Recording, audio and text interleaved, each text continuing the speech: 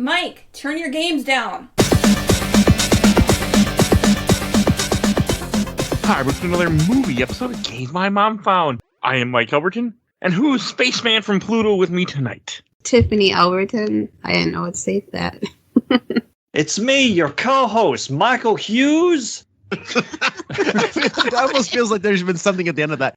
And I'm Bill from A Gamer Looks at 40. And Mike, give me a milk. Chocolate. That was good. Damn, we should have said it was your density. Oh, what That would a have worked too. missed opportunity. Funny. Let's go back in time and redo it. I mean, you could. I'm not going to refix it, though. But And we are here to talk about, actually, Mike's pick that mentioned a long time that we've been trying to do, Back to the Future, directed by Robert Zemeckis, and then came out in 1985. Mm-hmm. You weren't even born. No, I was not. I was -2. Youngin. Was anybody on this call other than me alive in 1985? I was 2. Okay. I was 3.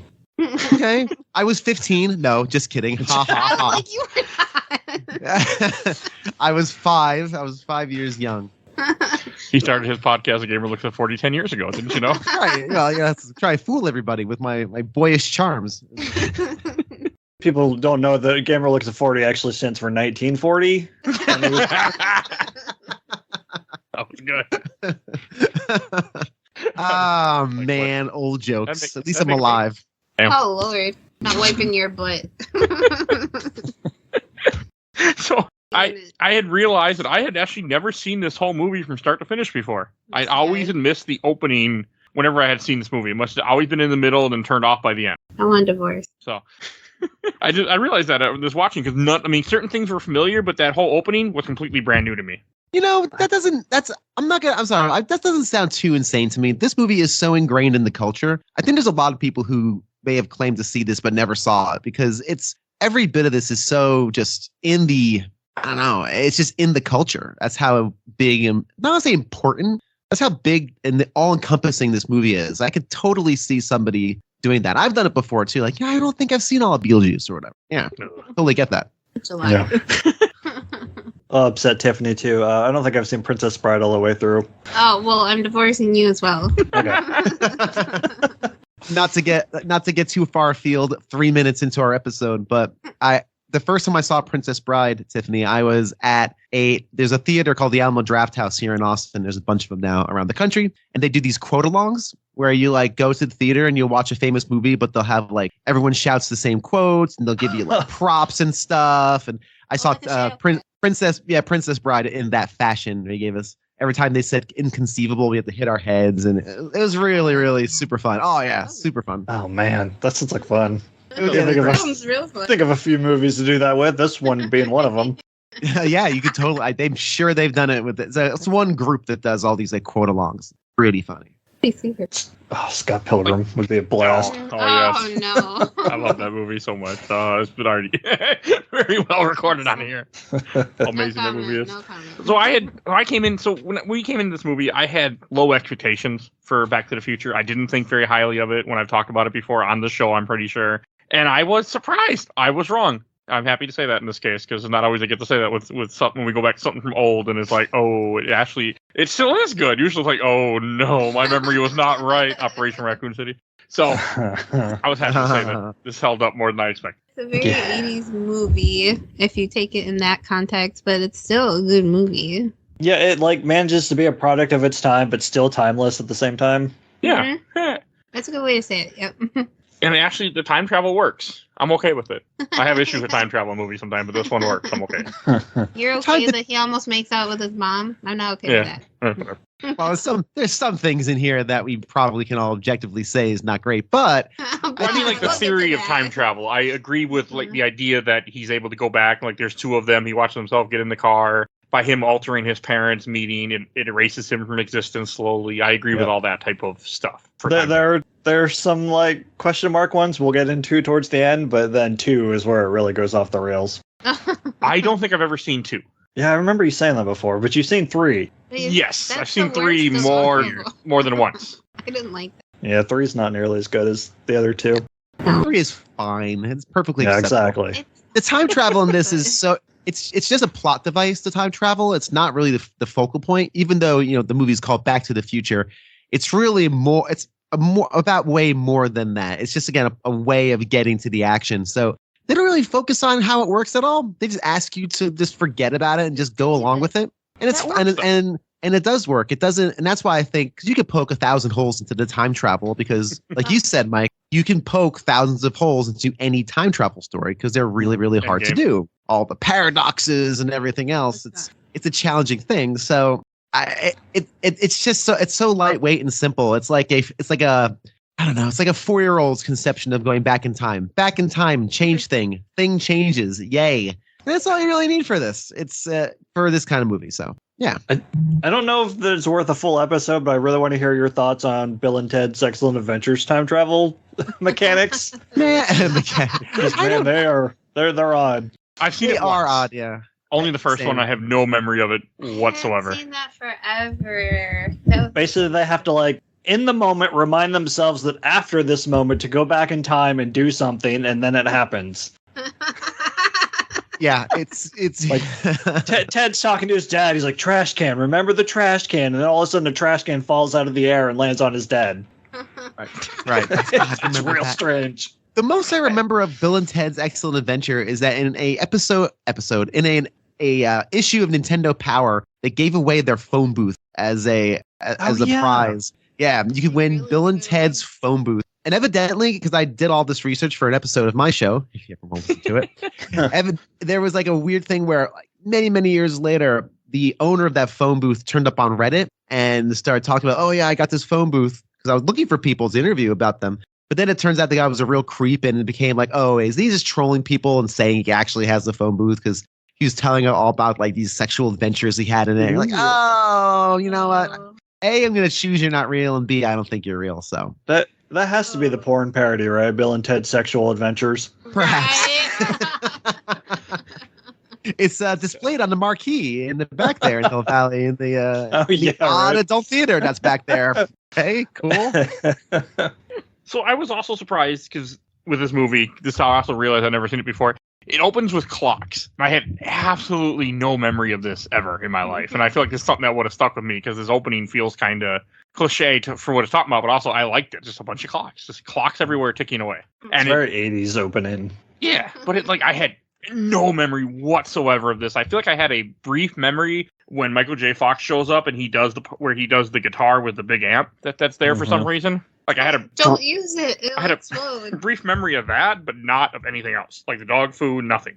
That's why I don't think I've ever seen this whole movie. Yeah, I mean, before we get started, I'd love to talk a bit about Michael J. Fox, and how was this his big breakout? I'm trying to remember if he was in much of anything before this. Ties, but that's right. He was yes. And so he was bouncing back and forth between this movie and Family Ties while he was making Family Ties. Because they originally had a different actor, am I correct? Yeah, you are. Yeah, Eric something or other. Eric Stoltz. I know, he didn't work out. I can't remember why. He played it as a serious role, not a comedic role. So when he goes back into the past in 1950, he's like, he's acting how you should act. Like, oh my God, not, he's not. Like, where am I? He plays everything way more serious when he meets his dad. He's like, you're, because I saw clips of it. Didn't work out well. No. He didn't want to be in there in either way. And go ahead. Sorry, I was just going to say real quick that it looks like this and Teen Wolf were both released the same year, so his career was about to skyrocket. And you could not pick a better actor to play this part than him. He is extraordinarily suited for this role. He's charming. He's dreamy, as Lorraine says all the time. What a dreamboat that boy is. He just has a great way about him. He has a great screen presence about him. He's instantly likable, even though, he's a bit of a rapscallion, late to school and all that. The part could have been really insufferable in the hands of somebody not as likable. Because he's the cool kid at school. He got the cool hair. He's got he got the girlfriend, right? There's no problems really in his life other than, family problems, which we'll talk about. Oh boy, forgot about some of those. Oops. Man, is he good. And I could not imagine anybody else playing this role, even though this is a celebrated classic. It wouldn't have been the same without him. Like you can, it's like that whole lightning in a bottle type situation with this movie too.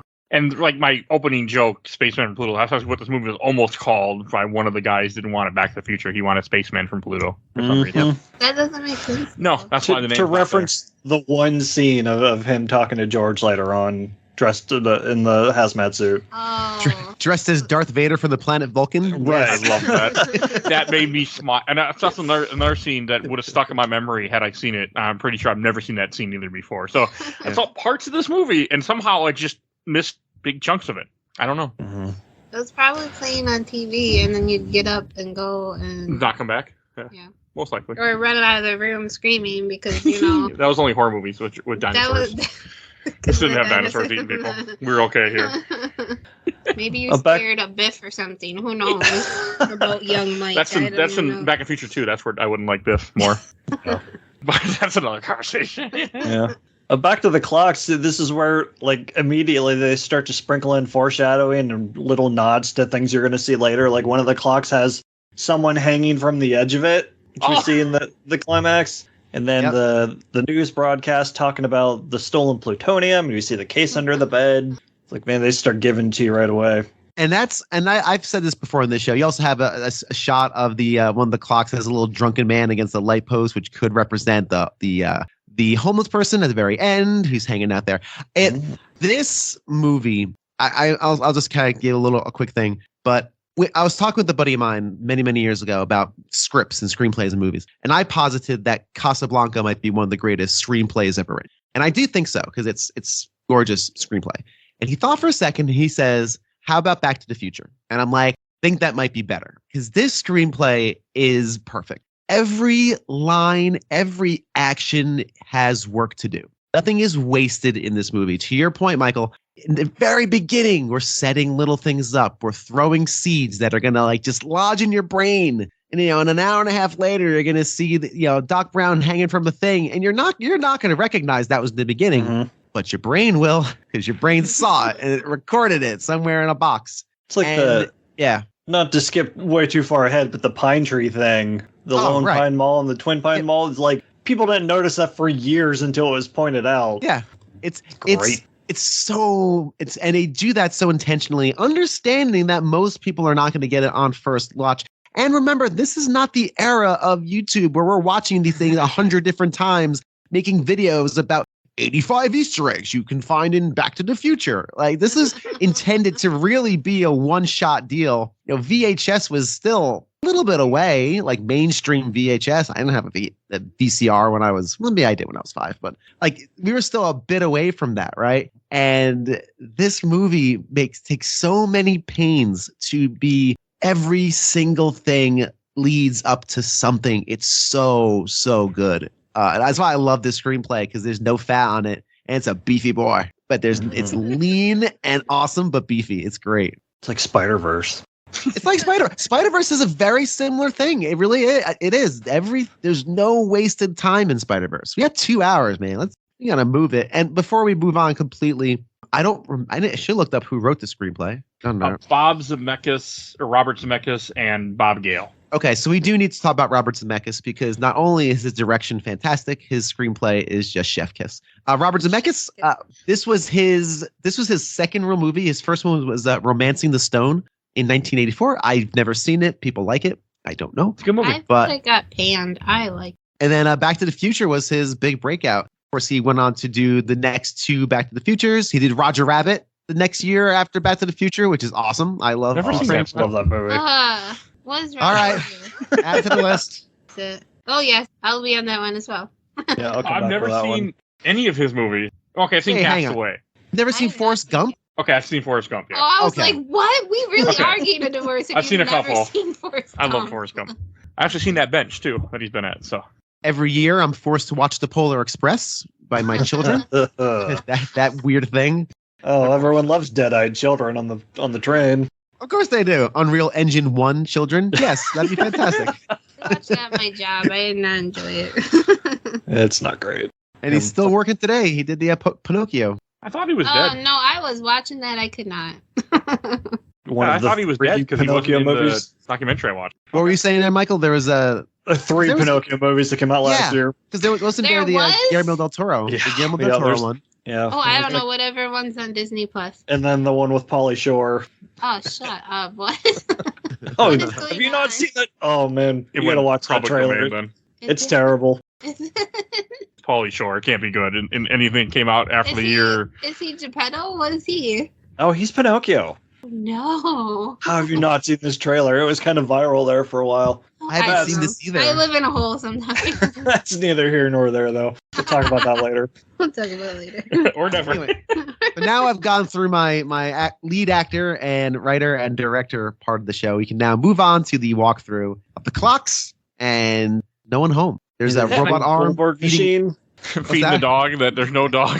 Yeah. So I was watching this machinery entirely too closely. I had a couple issues. One of them is the coffee maker sprays water down. How much water is in this thing? Because the dog food's like clearly multiple cans that are all over the floor. So is there like endless water in this coffee maker? And then the can opener keeps the lid of the dog food can on it after it's cut open. So how does it keep adding more lids to the stack or what? Probably gets rid of this. Probably gets rid of the rather than like maybe an hour later. Maybe I don't know. That's very true. It drops the can into the trash can, but not the lid. Like, get your shit together, Robert Zemeckis. It's in the details. Come on now. I feel like Cinema Sins right now. Like, That's such a cinema sense. I'm gonna nitpick the shit out of this. Out of one of your favorite movies. You're right. Well, the magnet that was inside the speaker that exploded could never have powered to that actual speaker. You would need much more wattage than was stated. And I think Or the the fact wattage that of that amp- would his ears would be bleeding and he'd be deaf the rest of this movie. Yeah, Marty would have just been dead. yeah, he'd have a brain hemorrhage and just died instantly as his eyeballs were blown back into his skull. I was like, he wouldn't be okay, right? One little No, bit he I would not be. One little bit I noticed, I think the camera's panning down to the bed, maybe. There's a picture of two scientists. One I'm pretty sure is Edison. I don't know who the other one is. Anyone know? Damn it, I looked real close at this. Einstein's all the way to the right on the other wall. I think it's Edison and Tesla? I think it's I want to say it's Ben Franklin, like without Okay. glasses. Hey, what did that guy do? Oh well, Yeah. Other than electricity. Lightning. Hey, you just I did not look up Easter eggs before we watched this. No. Or watched this, recorded this, but okay. Yeah, because that would make sense. Ben Franklin or Tesla or any of those. I don't think I can Google fast enough to find that part. And this movie's actually not streaming. I had to pull out the DVD to watch this movie. You're welcome. Oh, That's mine. I gladly pulled out the DVD. I tried to find it and I could not find our DVD copy. I actually even snuck into my daughter's room on my tippy toes with my cell phone light. Like she was like, "We have the movie, just find it." So I'm like going like a cartoon character trying to find it. I could not find it under the veil of darkness. So I had to go to. I'm sorry. Apparently, I did too. There's four. Okay. Yeah, great, Yeah, Michael. there's four I of think them. Hughes. Great. Yeah, Isaac Newton, Ben Franklin, Thomas Edison, and Albert Einstein. So thanks, Mike, for making Okay. me look. Like, I I don't found know it at what the to same talk about. time. We really did. That's There's funny. no way I was gonna let that slide. Yeah. So wait. Yeah. Go ahead. So where were we? I apologize. I lost my. Oh, you were telling a story about DVDs and I cut you off. No, it's fine. So basically I couldn't find it, so I had to watch this on Amazon Prime. My usual thing for the show, where I now troll around my multiple streaming services trying to find one dumb thing to watch for. Let's say this dumb show, but it's not a dumb show. For this particular program, I couldn't buy it on Amazon Prime under my account for some ungodly reason. It's like go to the app. I go to the app. It's not available. I look around. Vudu has it. Vudu. You know what's great about Vudu, the app? At least on the Sony Bravia setup, there's no search button. You can't search for things on Vudu. What? You just browse. How? You just browse thousands of titles. That's Here. terrible. Of course Are it they in is. alphabetical order? No, because you have to go to you go to no. all, but I think it was in alphabetical order. But I'm not going to go through all the A's. Why would I go through all the A's? You know, A. Well, it could. So I did not. So then I go on the phone, and the phone allows me to search for it. So I search for Back to the Future. It's $4 for UHD, as if I need UHD for a movie that's 30 years old. But whatever, I don't care. So, but James like, no, I know we have it on like Prime. So then we go to my father-in-law's account, which we have stolen because he bought all these movies for kids that we don't want to rebuy for the kids on a different little device. We go on there and we can buy it there. Why? I don't know. Amazon Prime. I owe my father-in-law $4. We're able to watch it. But as I'm sitting there doing this, I'm going, every time I watch a movie for this show that I don't just own the course of living, and which is bizarre, by the way. I should own Back. No, I do. Yeah, I'm surprised you. Yeah. I'm surprised you. I- Oh, really? We do. My wife said, we own this. I'm like, is it in a box in the garage? She goes, maybe, because it's part of a box set. I threw out a bunch of like boxes, and just kept the movies. But box sets I did not throw out. And I'm like, I'm not going in the garage. It's $4 and do it here. I'm not. It's chilly out. It's chilly. And you're in That was Texas. So when you say chilly, I'm like, What? It was like 50 degrees. It's I 4 would've- degrees. I don't want to hear it. Yeah. I would have needed to put on a light jacket and put some socks on. I don't put socks on. Our highest high this week didn't break 50. Jeez. I think today is like 65. I went outside with just shoes on and without even a coat, and it was like negative. It was like 10 degrees yesterday when I was taking out garbage. No, the same. I was taking out garbage. You're Minnesotan. You're built different. Yeah, I know. We are. We're both different. It's chilly. I just find it funny. 50 degrees is chilly. There's a slight chill in the air. It's been cold in the garage because it was 50 degrees.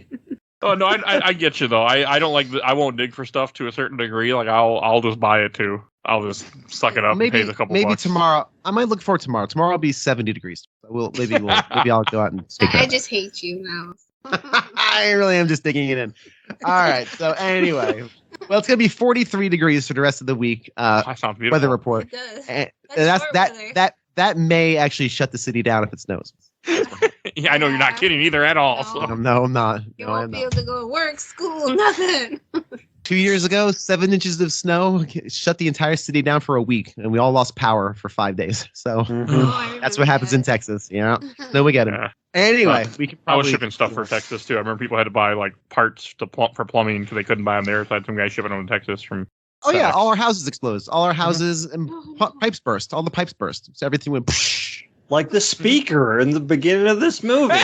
Let me tell you something. Okay, let's the start Sultan of Segway, Mr. Mike. I do. So like the speaker this. blows up. I What do think you he should think? be dead. Yeah, go ahead. Like, Yeah, even though he should die. Like, how do you feel as a character introduction though? Because this So is I- a little. Yeah, go ahead. I love the first time we see his face because as he walks in, the camera is like from the waist down. He's kind of like surveying the room.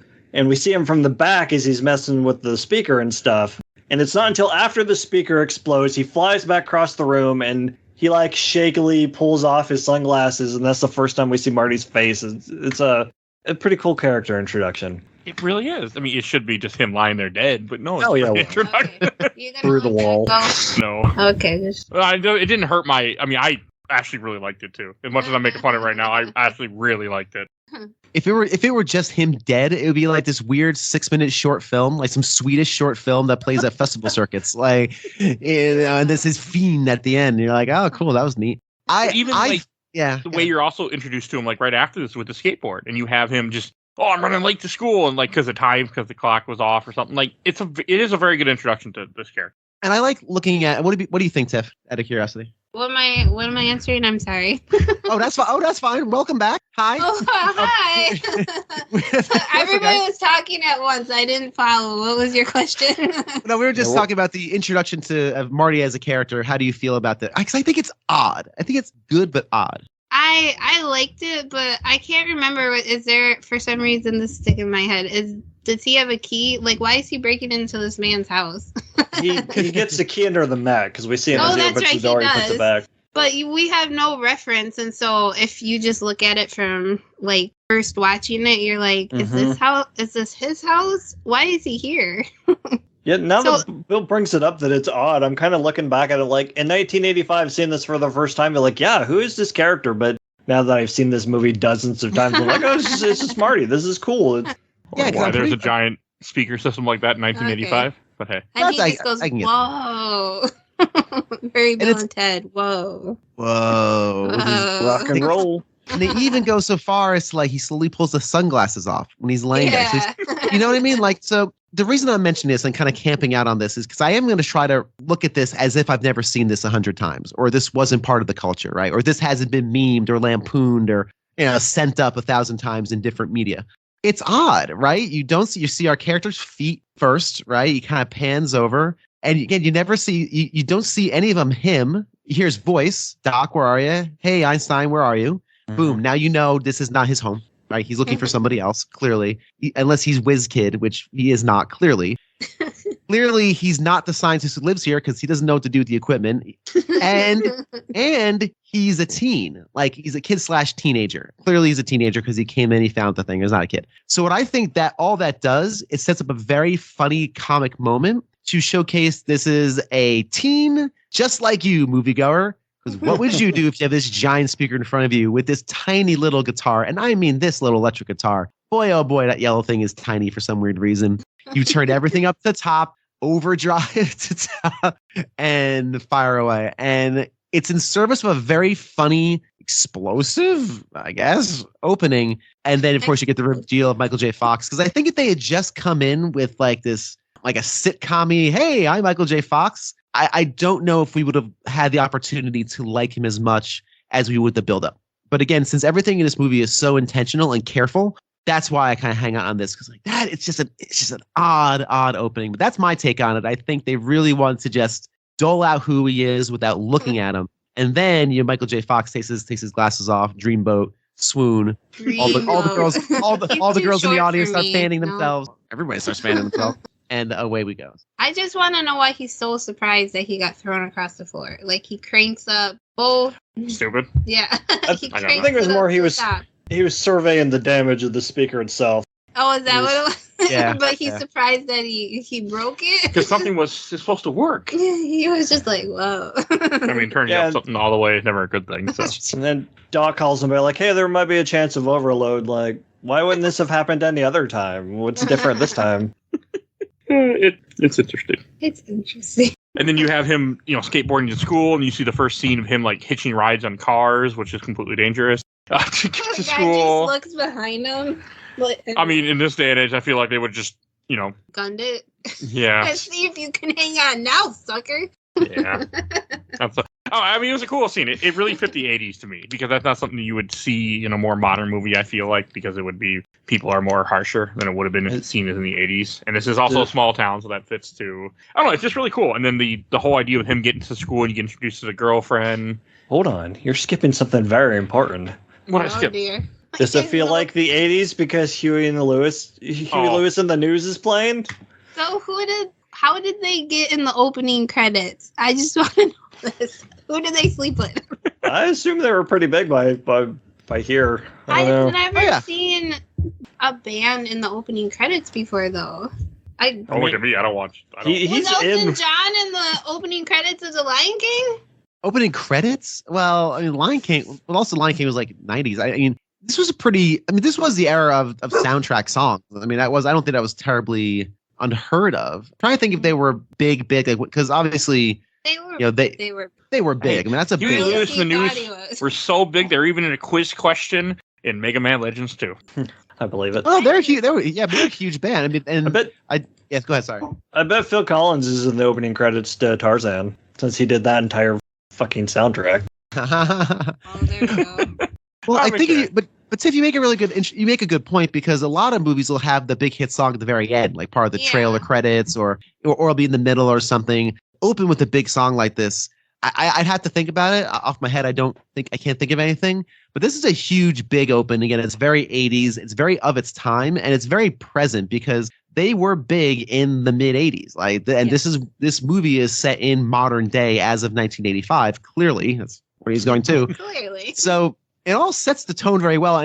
And thinking again as an audience member, you wouldn't need this, but it's a popular song from a popular band. It's big and brassy 80s. Like, it just fits everything really well. Fits his personality. Him and Patrick Bateman, or Patrick Bates, whatever his name from American Psycho, both big fans evidently. So yeah. There's so much Huey Lewis in the News in this. Like, they have 3 or 4 songs in this movie? To be fair, they also do the credit song, so. Oh, yeah. Surprised they didn't have a little guest appearance. They do. They do. Do they wear? They do. Did I miss it? The guy in the band auditions tells him he's too loud. That's Huey Lewis. Ah, shut up. Yep. That's cool. That is really cool. Okay, I did not know that, because I did not know what they look like. No, me neither. It's just bits of trivia that you pick up over the years. Yep. Yeah, that was one. That was one I looked up when my wife and I were talking about Huey Lewis, and she's like, "Are they in this movie?" I'm like, "I think so." And sure enough, that's when I gleaned that little tidbit. So yeah, like you said, all these neat little things. That's also a good character building to kind of show that, he's very down on himself. He's like, if I if I can't, he talks about rejection and stuff because he is kind of down on himself. Not like his father, but you can kind of see where, like, because in that part where he does shortly when he just gets to school, they have the band rehearsal where the guy says you're too loud, playing too loud. I mean, it kind of, he's like, if I can't do it for here, I don't want to put myself out there if I'm going to fail, which is very much how his father talks. So Yeah. I think well, like his grandpa says later, it comes from upbringing. So Yeah. Yep. And I also like the side character of the principal of the school who tells him that he's nothing. He's gonna be a slacker. Just like your dad. Just like your dad. No McFly ever amount to anything in the history of Hill Valley. guy who history's changed gonna change in 30 years. Love it. Indeed. He looks the same. See? He looked the same. Yep. They didn't change him much from the past to the present. I was hoping he'd have like a little Hair? a little hair. Like give him a toupee? A goatee or something. We should get that joke of, didn't he ever have hair? Yeah. So good. He's such a one-note character. Yeah, just there, just to give the tardy slips, and then, like, oh, you're going to get 4 tardy slips in a row. What happens? Nothing. I feel It's like the thing to do. Sorry, Tiff, go ahead. No, I feel like the line he said to Marty and the line he said to George were almost identical. They were. Showing Yeah. that's just how he talked to people, I think. He was a terrible teacher. But I'm like, why is he yelling at this kid? This seemed to George McFly. He seems like a nice, upstanding kid, and Marty seems like a little slacker. I mean, I don't know. He might deserve it just a little bit, but I just kind of got the impression that's how he talks to all the students. Yeah, it could same. be. It's just He's like the right. thing to do in the 80s, 70s, and 80s to make the hard-ass principal, because we saw it in Breakfast Club, too. And Ferris Bueller's Day Off, Yep. where he stalks him. That's what he did. It's so weird. Someday. Oh yeah!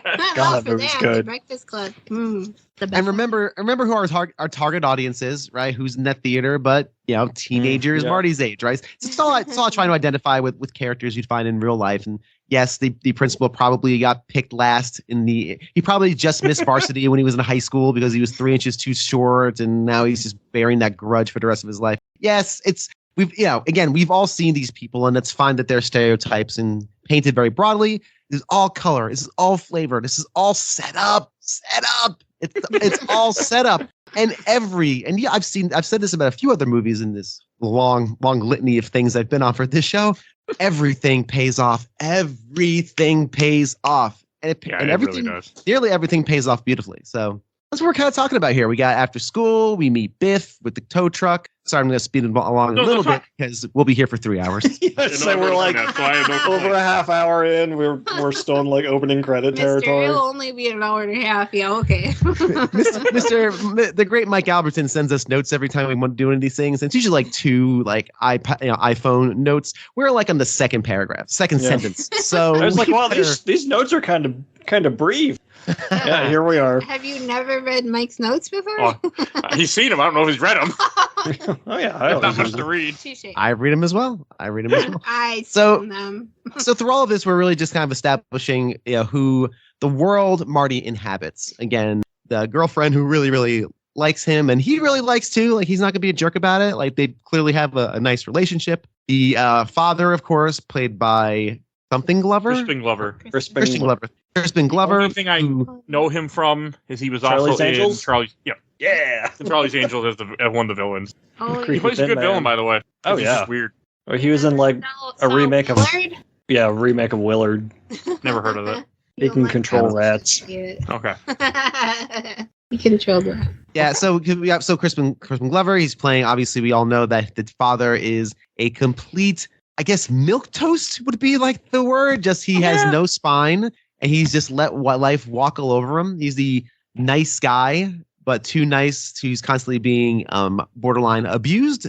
Not say borderline, he is being abused. He's being in his abused life. by Biff. Oh my god. And Biff Biff- gets in an accident and it's George's fault. With George's car. There's a blind spot. It wasn't in my other car. And he says he spilled beer on himself when he got hit. Yeah, and then I spilled So beer good. on myself, and that's all your fault. And I didn't really think about that, but I mean, he's drinking and driving, which you're not supposed to be doing in the first place. Yeah, he just admitted. Especially Not- having a beer in your hand while you're driving. In someone else's car, of all things. But maybe the 80s, it wasn't as big of a deal as it would be like in 2022, 2023. But yeah, no, it was a big deal. Here we Still illegal. You still couldn't do that. That's Okay. a stupid thing you couldn't do. Wisconsin might have been able to. Who knows? Maybe Hill Valley. I don't know. Does anyone know what state Hill Valley is in, by the way? I don't know. I'm not All sure this either. useless trivia we've amassed over the years about this celebrated film. We don't know where Hill Valley, what state. Is it a They never mention it. It's No, in I'm just California. saying I it's was supposed to be California. Okay. Yeah. That makes Anyway, sense. so we also have to talk about Lorraine and her drinking problem. Oh boy. They Forgot. aged her, poor Leah Thompson. They aged her horribly. Uh-huh. Like the worst like they aged her worse than everybody else. The bald guy's the same. Kristen Glover just has some gray hair, and Leah Thompson, they put freaking tons of makeup on her face and everything. And I don't even think Biff's they pretty changed similar. Christopher Lloyd. Biff looks rough No. in 4K. Biff, 4K okay, UHD. Yeah. Yeah, Biff looked rough. She's meant to look rough too, just so you can get that kind of glow up at the end when it changes the timeline. She still Right. looks rough, even in that one. No, I disagree. I think fine. Yeah. They had to make her look some kind of old, I guess. Hey, at least she didn't Yeah. fuck a duck in this movie, so I'm okay. Oh, You dear know? God, I forgot she was in that. Yeah. I like Howard the Duck. You would. Minus the interspecies. Hey, Mike loves me. I'm not your wife. No, being introduced to the family is just, I really got a kick out of it. And I wasn't, again, it's another part where, like, I thought I've seen parts of this movie and I did not, because I did not remember that ending at all. That was all brand new to me when it comes to the future, and, you know, things are different. Like, the whole point where it shows you where the brother is just, you know, works at a pizza place. And, you know, this meant to be that they all kind of failed at life in a way. Mhm. It's kind of what it was going for, even though I don't consider it that way, but that's how they were kind of going. Yeah, but I feel like they kind of, because the dad was like a coward. Yeah, or like no, I mean, that's- that leaked to the Well, family. yeah, and it will. I mean, that's a real thing for a lot of people, I think. That's that sad. Sure. though. how No your parents are McFly gonna amounted be. to anything. I'll say it's a We nurture rather than nature kind of thing. You know, I think it's True. people, parents set examples. You know, and that kind of thing. Yeah, obviously, that does not have to be the way, but I guess for this family, it was. And again, everything is setting up. I completely forgot that Lorraine's an alcoholic. I did too. Well, I didn't completely remember forgot that, she but was yeah. just pouring straight vodka into one of I the didn't catch plastic that. cup with a couple of things of ice, and she's kind of looking at and the one sad part of this that really hit my wife and I both when we were watching it last night was when she's kind of telling the story for the 80th time about how her and the father got together, and he's just sitting there laughing at the whatever TV Honeymooners. show, the Honeymooners or whatever TV show it was, and it was so sad. Like in a movie that has a lot, mostly light stuff, there are some really sad moments in here, and actually some scary moments too. Oh, man. The look on her face I when she forgot. says that he kissed her on the dance floor, and she says that was the moment I knew I was going to spend the rest of my life with him. And just like all joking tones on her face just drop right then. Yep. Holy shit. This bottle is now gone. It was sad. It just struck me as sad. And Oh, my and- dreaded future right there. and Michael J. Fox, he does a great job because he hits him too. It hits him in a real place, as a child or young person in a family would, with dysfunctional parents who clearly do not love each other anymore or have forgotten how to do that. And Yeah. one of them clearly has a problem, and they both have problems in their own way. So Right, it was a bit of a seeing sobering how moment. No pun Pushed intended. he is obviously. for, everything with Biff, like all that, and how he's just, and he like, it really kind of plays throughout this movie. It pays off where it's like, he's copying the work and doing it for Biff, and Biff is his supervisor. And then you see later on, he's doing the homework for Biff. Like, this has never changed. No. And as we- line and everything.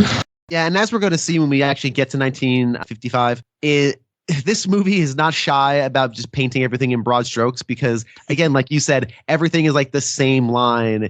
Everything is mirrored with very little subtlety. Mhm. But again, I think you have to understand the audience who's going to see this movie. You really can't be coy about how these things work. So, but again, it pays off well and pays off in good stuff. So Yeah. And then it's We kind of skipped over the after school scene when he and Jennifer are talking outside the clock tower, because this scene and then again with the family in the next scene that we just discussed both give exposition that we're going to see throughout the rest of the movie pretty naturally, where the woman comes up and she's collecting money to preserve the clock tower because 30 Oh, years yeah. ago it was struck by lightning and Yep. yada, yada, yada. So we're getting exposition there, and then Lorraine telling her kids, like, oh, you'll meet someone like I met your father, and then she goes into the backstory that we're going to see later on.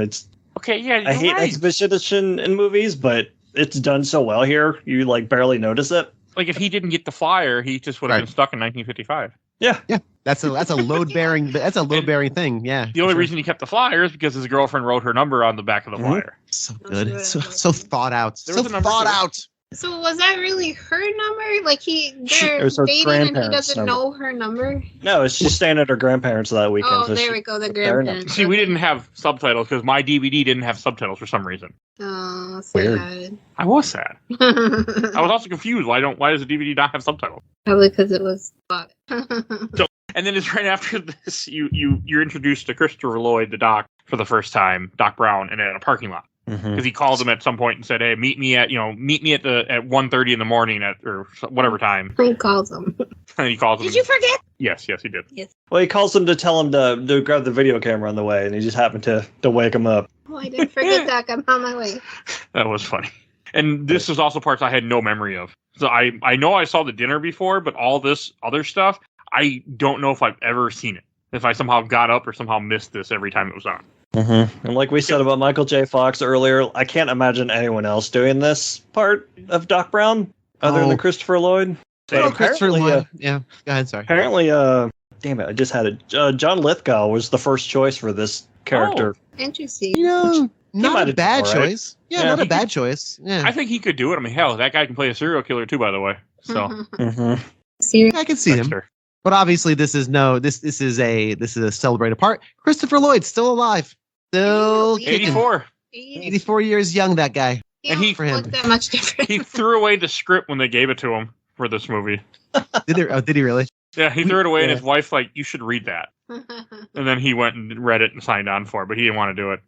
It probably said Spaceman from Pluto. I was gonna say. Of course he did. Of If it did, then that's why he threw it away. course he did. Wouldn't you? I guess. He wanted to do theater work, I guess, is what it was when I was. So that's why he just had no interest in this. Except Because he would have he also done. was in Star Trek 3, not The Wrath of Khan, Star Trek 3, Search for Spock. So I don't understand really where he's like, I only do theater type stuff. Like, I've seen other movies you're in, buddy. Yeah, well, he would have done a Cuckoo's Nest by now. So he did the hoity-toity movies. The hoity-toity. Hey, Search Yeah, for he's Spock a- is yeah. actually one of the better Star Trek films. So. It's actually not, but that's okay. Oh. Stones Sir- have been thrown. Search Block is not great, but it's all right. Different conversation. It's okay. As Yeah, long as he's you don't great. cut down First Contact, I'm all good. Silent. Oh, First silent. Contact's fine. Fine. It's fine. What was his name? Something Cochran? Wasn't that like the guy who makes the thing? The Yes. rocket, whatever. Samuel Drunken Cochran. alcoholic, yes. Yes. Anyway. So anyway, I'm particular about my Star Trek. Anyway, so yeah, he's great. Obviously, I mean, iconic role, classic. Can't even think about Back to the Future without Doc in there. It makes sense he did a lot of theater because he's so big. Everything in this movie, he shouts this entire movie. He's like me on this podcast. All I do is shout. He shouts. 1.21 gigawatt. He's constantly shouting to the point where my wife is like, "Is he actually insane?" And I'm like, "Maybe he could be. I don't know." It's a fun line between insanity and genius. Exactly. So I think she actually meant the actual actor, like is the actual Christopher Lloyd a actual crazy person, which who knows, maybe. I don't know. But- We Judge Joom here in a few years in Roger Rabbit. Yeah, maybe. This is true. Another one. Anyway. Character well. Another fantastic role. Oh, you kidding And the me? whole he gets the car set up, and you get introduced to the time travel machine, which is a DeLorean, which Right. is The piece funny. of crap. Oh yeah, the DeLoreans are not a good car, from what I Yeah, know. well, They didn't last long. I don't know how it was of its time though. Were they It didn't- considered? It It did didn't not last do long well. at all. It's Yeah. less than 3 years they're in production, and DeLorean went to prison. Oh, there really? you go. I was actually watching a Wow. documentary again before this, but I didn't finish it. But yeah, no, he ended up facing some legal things. I think it had to do with tax or something. But the model was only active from 1981 to 1983. So by you're the gonna time go of this back- movie, it was already done. Well, if you're gonna go back in time, might as well do it in style. Yeah, it's definitely an iconic design. I think even beyond this movie, it would have been with the butterfly doors and whatnot. Oh yeah, the going doors. Yeah, and I think. Oh no, he had drug trafficking charges. That's what it was. Like you do. He needed money to support his. Okay, from what I remember, he needed money to support his car, so he ended up taking a deal from. I think it was at the FBI had tricked him and said, "Hey, well, we'll pay you if you get these drugs across for us." He said, "Okay," and then it turned out. I think it was That, yeah. it was a Libyan terrorist. I couldn't. Never mess with a Libyan. I was thinking a lot about that part with the Libyan stuff. Like, were Libyans been like a terrorist, someone that we would have been fearing in the 80s? Because I think it would have been Russians, but that would have been more cliche for 1980s. Maybe it was someone they wanted to use and figured they could do it without offending anyone. I'm sure they offended the Libyans, but if I remember correctly, I think this would have been when Gaddafi's in power, so that would work. You're the history guy, dude. Yeah, I know. Yeah. I'm mostly asking myself. Yep, I was right. Mohammed Gaddafi was in power at this point, so yeah, that makes sense. Because he was a dictator who they ended up murdering terribly when they took him out of power. Well, that took a dark turn. Oh, almost all dictators get murdered. By the way, surprise. When you kill your people for a certain amount of time and torture them, they torture you back. It's like, But yeah, no, that makes sense. Libyan works because it would have been Gaddafi and he was a terrible dictator. So okay. What a fun anecdote. yes. But Mike's people come here for. gonna. It's right. Mike's gonna write a book entitled "If You're a Dictator, People Kill You." That's gonna be the title of that particular tome. Hey, most of them in history has. There's some. Bill, why are you encouraging the trainer? Stop it! All I could think about sometimes is the one time we were doing some podcast, some show, some Marvel thing, and I got him to talk about FedEx for like 5 minutes about how like kind of boxes and stuff. And it's in the Civil War. Yeah. I kept poking because I decided, you know what, this episode's not long enough. And I just kept doing it. Some men just want to watch the world burn. Exactly. All right. To cover that movie. So the design of the DeLorean's gorgeous. I think again, It is. iconic. I love the fact that everything just seems held together with duct tape and a prayer. It just wires on the side. Nothing seems. It's not sleek inside, but it's freaking cool. Like and everything seems to make sense. It's 80s sci-fi, cool. It's 80s sci-fi and it's great. It's uncluttered. It's a lot of fun to be. And the design of that DeLorean just lends itself well to time travel. It looks space age. It looks modern. You know, it's again of its time. Even now, I think comes out and I'm just my heart goes a flutter because it's so freaking cool. I can't imagine what that must have looked like in 1985. It's a cool reveal, but how did he get it in that trailer? Did he like drive it in and close the door just so he could have the reveal when Marty gets there? The door you would not be fitting in that door. It's not a Tesla. It's that design. It's not a Tesla. It doesn't like go kind of straight in and out. That's a very good point. Mm-hmm. Oh, it wouldn't work. Maybe Einstein drove it in. Oh, it has a remote control. No, it does have the remote control. Oh yeah, but he's already in it. So like he got in and then closed the door to the trailer. Oh yeah, he comes out of the car, doesn't he? Yeah, he does. Okay, I'm gonna stop cinema sins-ing this. I refuse to let people do this. But the whole idea, like the first thing to do, hey, we're gonna test time travel. Let's test the dog. We don't know if this is gonna work. Let's put the dog in there. Oh, I was like, Einstein. Like maybe start with some, organic matter that isn't alive, and see what happens, like a goldfish or something. Not a dog, but hey, no, it works. It happens differently with humans, probably. Yeah, not with dogs. Wouldn't matter. It would be more chimpanzee that's closer to us. I mean, organic. Never mind. And Einstein's such a good boy. I'm sorry. Go ahead. Go ahead, Tiff. No. It was good. I did like it because it gives you that second. You're like, the dog gonna come back? Is everything gonna be okay with the dog? Like it makes more sense. But I was just thinking to myself, like, you could almost sacrifice your dog here. I like how he seatbelted him in though. Good boy, Einstein. Bye. See you in a minute. We get you for this one scene in this movie and one scene in 2, and then not in 3 at all. And then this is when you have while they're doing this and you get in the car ready up to go again. You show the whole scene with the plutonium. You have a small part where he's like, "Yeah, I paid some Libyan terrorists paid me to make a bomb, and I returned them back with garbage." Essentially, we get the exposition of how he invented the flux capacitor that's going to come back around. Oh yeah, because he tells about 1955 on this day he invented it when he hit his head. Yeah, good stuff. It's cool how much stuff comes around in this movie, and it all works. And I had actually had no idea. So one of the podcasts I listen to quite often is KendallCast, but he's been on my friend of the show. And in his opening, he has 1.21 gigawatts. I never knew what movie that was from. And I'm like, so that's what movie this is from. Are you kidding me, Mike? You're like no idea. Like I said, I've the only person ever. You are literally. That's it. You're fired from your own podcast. It's okay. It's games my mom found, not movies my mom found. It's okay. True. Even though it should be at this point with the amount of movies we covered. But hey. So, that was something I was thought of. Like, yeah, that's how I knew I'd never seen this movie all the way through because I had no idea where that line was from. Wow. So, yeah. No, That it's reminds really me cool. Also, of. Sorry. Go ahead. Yeah, go I was ahead. just gonna say it took 3 DeLoreans that they used to make that machine, and all sorts of other parts. But they had 3 DeLoreans they interesting. were taking parts from. Oh, okay. Interesting. I wonder why. Maybe because they're a piece of junk and no one could find it they working. are. So, I mean, at this point, Fair enough. it was done. It failed miserably. It's just become an icon because of this movie. But at the time, the car was not in good standing. There were a lot of unfulfilled orders and stuff like that, and a lot of orders that they couldn't sell this car. That's why you don't see them anywhere ever in history. Really, you don't see people driving them. They're all back in time now. Remake it. And then you like everything leading up to Doc getting shocked. I feel like it's very good tension and very good drama. Like even though the Libyans are driving a freaking like minivan from the 70s, which is kind of odd. Yeah, But microbus. yeah, but okay, so but funny.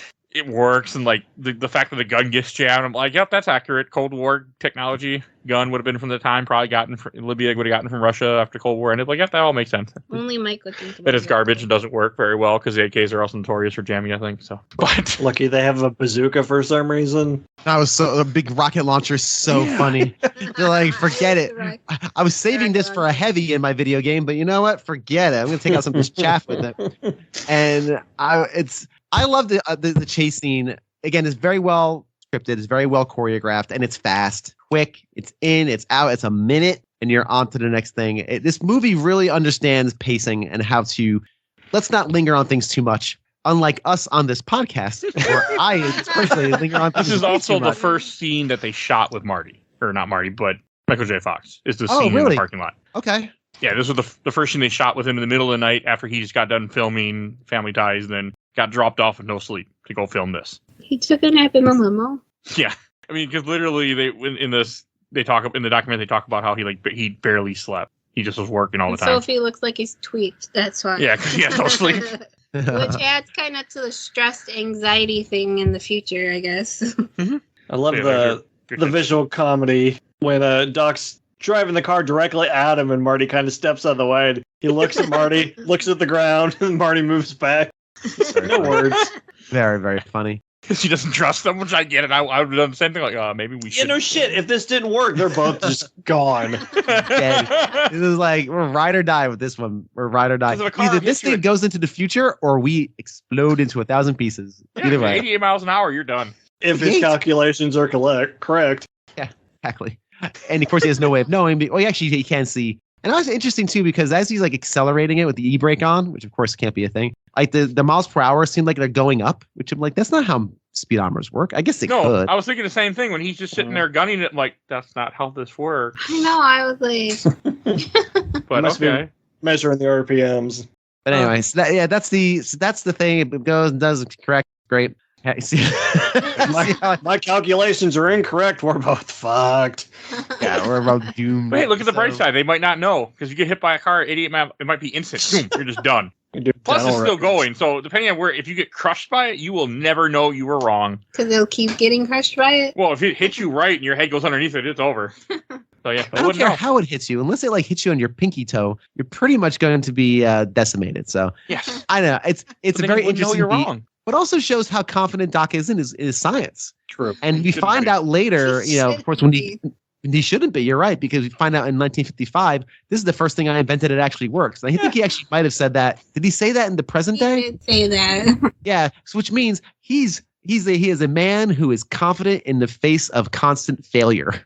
And boy, oh boy, I wish I could be that person. Confident in the face of constant failure. I am insecure in the face of relative failure. And I got to respect that about Doc. He believes in his science so much, he's willing to take a DeLorean to the face to prove himself right. So, And the whole idea that, like, the way that Marty ends up in this predicament is he jumps in the car to escape the terrorists, and he doesn't, even though he saw the car go through time, he's not trying to go through time. He's No. just trying to escape and didn't realize maybe you should turn off things before, But I get it. Yeah. The heat of the moment, you're being shot at while you're just trying to survive. Mm-hmm. But Because it's a good scene. Doc was telling about 1955. That's the date he punched into the chronometer, whatever the time circuits, whatever the fuck he called it. chronometers. Let's see if you was bastards it? can do 90. That's what he put into the epoch. How about that? You know, Chrono I Trigger. That's it. kept fighting the urge to make Chrono Trigger references. Because Bill's talking about the clock with the guy in the lamppost. I'm like, that just sounds like the end of time. Yes, Yeah, it does. at the time. Very good. Well, the guy in the lamppost was very, very drunk, clearly. So it was intended to do that. I mean, if you're stuck Not in the end of time, maybe he's You're drunk right, too. alone. Fair point. He just have a big bubble that comes out of his nose constantly when you talk to him. So. Yeah. Who knows what that blue new is brewing back there in his room? So we, yeah, it's all great. This is all great. It's all good tension, good action. Doc getting gunned down. I forgot how violent that was. Oh boy. I mean, obviously it's not really blood and guts and spurring, but it's pretty clear he is gunned down. And again, it's a pretty stunning moment. And you're right. He just tries to get away. Everything's enabled. He hits 88 miles an hour. He has that lovely line. Let's see if this thing can go 90. We in the audience are going giggly, giggly, giggly. It won't because it's going to stop. And boop. Next thing you know, he is in 1955 barreling through a field that, of course, was previously set up. The guy Doc says, "Oh, this used to be Doc something somebody's Old farm." man Peabody.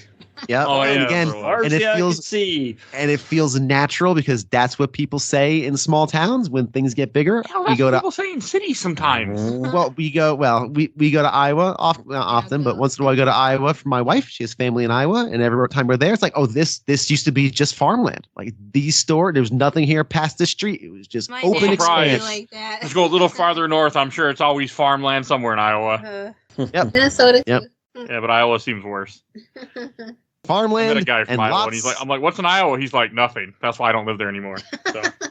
farmland and lots of politics. Lots and lots of politics. Take your guess on what sort of politics are there in the outskirts of Iowa and Kansas and such. Anyway, I can guess. Yeah, you can guess, but we're going to keep this train rolling. Let's keep this DeLorean rolling through the fields until he crashes into the barn. That should have killed him instantly, but okay. Fine. Man, like the speed at which he enters that barn, he should have went right out the other end. Right out the other side, yes. Like, he was going 80 something, so yeah. And he just stopped. Yeah. You're right. He would not be okay. He's lucky he didn't hit one of the cows directly next to the car. Also, Yeah, he I didn't so even have a seatbelt on? Oh, I'm sure he didn't click in. We're like, No, oh. No, because he would have been just running away from the Libyans. He probably wouldn't have had time. Oh, I better buckle up while they're shooting at me. yeah. I don't want to get a ticket. the rocket launcher at my tail is the most concerned. Yeah, I should have died. He didn't though. The hay stopped him. He's got plot armor. He's the main character. Yeah, exactly. As he was barreling along, he picked up a couple armor pickups along the way. He was fine. I do like when they go to him in the barn. They're like, "It's a spaceship." The guy pulls out a comic. The kid does, which again makes perfect sense from 1955. That idea. Yep. Man from Pluto. And then he comes out in that space in the radioactive suit, and it does look like a space suit. Like I thought all that was again no recollection of this scene whatsoever. So I must have missed this part too. And I'm like, okay, this is funny. Like this worked. But I did remember him hiding the car behind the sign. I knew that was coming. I had that. So I think I would have started watching the movie around that point and then watched for a bit before I walked away again. I don't know. And since we're now in 1955, I do want to state real quick that I like how this movie, while it paints 1955 with this kind of idyllic sheen, it makes it very clear this is not a perfect society, right? I think a lot of times we think of the 50s as the crown jewel of America, the big old chunky cars and the filling up station and everything's nice and clean. Get your plasmas here. Get your plasmas. Right. That too. And exactly right. Nothing's wrong. And it shows a little bit. There's splashes of, hey, this is still a very racist society. And, there's still bullies at school and there's rape, it's good. And because I think sometimes in film, especially in these earlier movies, we paint the 50s with this really glossy brush, right? Like we kind of like now paint the late 90s with the big glossy brush. Like everything was great in the 90s. And it's like, no, it wasn't. Celebrity Deathmatch was an actual thing like that people thought was acceptable to watch. This is fine. Go ahead. Show this on television. Like, hey, we were at war for no damn reason. The government was still lying to us. Yes, gas was cheap, and the Spice Girls were a thing, but hey. So, I don't know. So I'm just glad this movie doesn't completely brush that over and it splashes it in because you don't want to make it too heavy-handed because this is, again, a movie for teenagers, right? Yeah. As a teenager. There's a funny part in 1955 when he sees a theater and the movie has Ronald Reagan in it, which again pays off when he's like, "Who's the president? Ronald Reagan." Oh yeah, okay. They don't believe him. And I'm like, I wish you were right, Doc Brown. I wish you were right. But that was a really funny part, which I think would have really worked for the 80s too. again, guy watching this in 2023 thought differently, but it was funny. Are we past Mr. Peabody's farm? Yeah. Because that Comes out with a shotgun, Unless you want to branches say it. something yeah. about it, yes. That was Doc kind of my- mentions that he's trying to breed pine trees, so Marty Trying to takes out breed from the Twin Pine Mall, and then he runs over one of his pine trees on the way out. And you don't even know it's Peabody until he goes to shoot the mailbox. So it kind of like puts those pieces together there. Or the part where he decimates the mailbox, but when he shoots the barn door, it doesn't do nearly as much damage. Yeah, right. I was like, I don't think that's how a shotgun works, guys. Well, that was kind of that was like my lead in for 1955 because Ian, it's again showing how human beings still, wow, space person. Okay, let me get my shotgun and murder it because Mutate, son of a bitch! So again, one of those things, not glossing over. It was really really cool. And then That scene where it shows 1955, like you're talking about, everything's all clean and shit. I wanted to ask Phil, was this what it was like back then? Well, back in my I've been waiting months to drop that gem. That's good. I'm glad you polished it off, just like the filling station where 8 people descend the vehicle. Let me check your fluids. Let me check your tires. Yeah, Clean your that'd windshield. be No. nice. Why not? Why can't we have that? I don't even want people to talk to me when I go to a store. No shit. I wouldn't much want somebody to clean my windshield or fill up my gas tank for me. No, I'm good. Rub your hands off of my vehicle, please. Actually, there are places in Texas at least where you can still get what they call full service, which you pay more per gallon, but they'll come and they'll check your oil and check your. There's like one gas station I'm aware of in the entirety of Austin, Texas. Do they In reload the, your gun for you too? Check to see Sure. Yes, they'll clean your revolvers for you, of course. All right, Make sure nice and of course, in New Jersey is still the only place, only state in the country anymore where it is illegal to pump your own gas. So if you want that experience, you can sit in your car It's illegal? and wait. Wasn't It's Oregon like illegal. that too? Oregon recently? was. Oregon got its shit together and stopped with that nonsense. It is illegal to pump your own gas in New Jersey. They will chase you away. So what are you gonna do? The come back. barter Nope. system? I'm not pumping my gas. I'm pumping the other guy's gas over there. He's pumping my gas. That's how this works. Like, You have to be a licensed gas station attendant to dispense gasoline into your gas tank, sir. That you sit there and someone comes out, mutters to you. You give them a credit card. They do all the thing for you, and they stay in the cold, and you sit there feeling elitist in your nice warm vehicle while somebody awkwardly. But it's such a New Jersey thing. It will never go away. It is such a source of Jersey pride. It will never happen.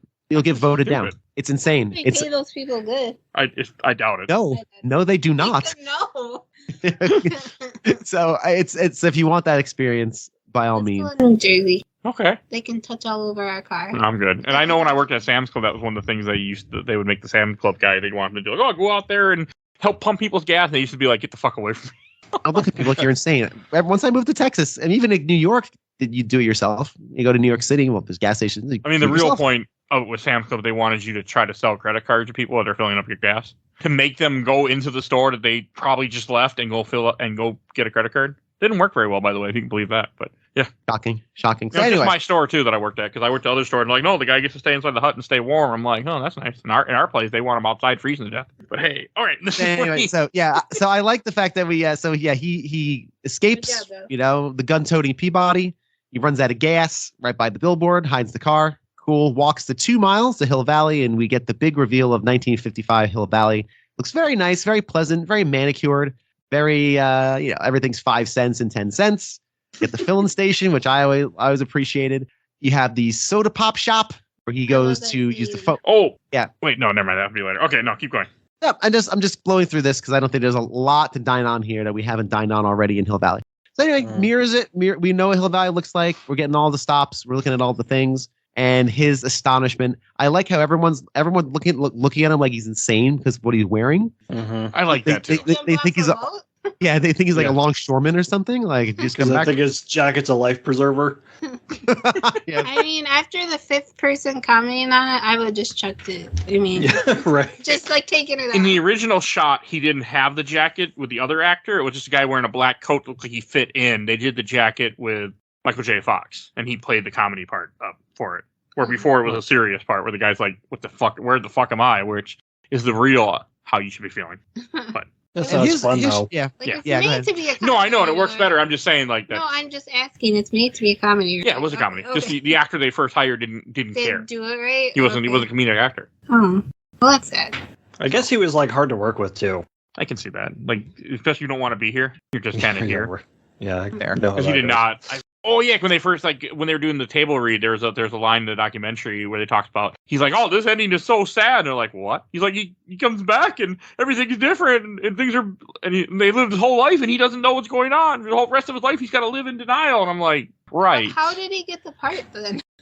He already got the part by that point. But how? It sounds like he didn't even want to do the One of the movie. guys that was handing the paycheck liked him and said, "You get him or you don't get your money." Oh, interesting. That's kind of how it works. So, you know, The magic money of motion pictures. Yeah. Ah. Why is it every time I hear that voice, my brain goes to BioShock now with you, Bill? Yeah, pretty much. Yeah. Well, listen, it's my one go-to. Okay, listen. I only got a few Pretty tricks up my good. sleeve. Yeah, thank you. I appreciate it. I just do that on my own. Well, no one around. Hello there. Why, yeah. I just keep thinking of a circus of value. Okay, so then you get to the diner and then you have him meet his father. Which this is a good scene when he's like, "You're George McFly," and the guy's like, "Yeah." Who are you? I really like that, and I like how much of a geek and just dork and more than other things that George is when he first meets him. He hasn't really Like- changed. No, he hasn't. No, nothing I changed. always Like you stru- first yeah, see Biff. yeah, go ahead. Biff is the same too.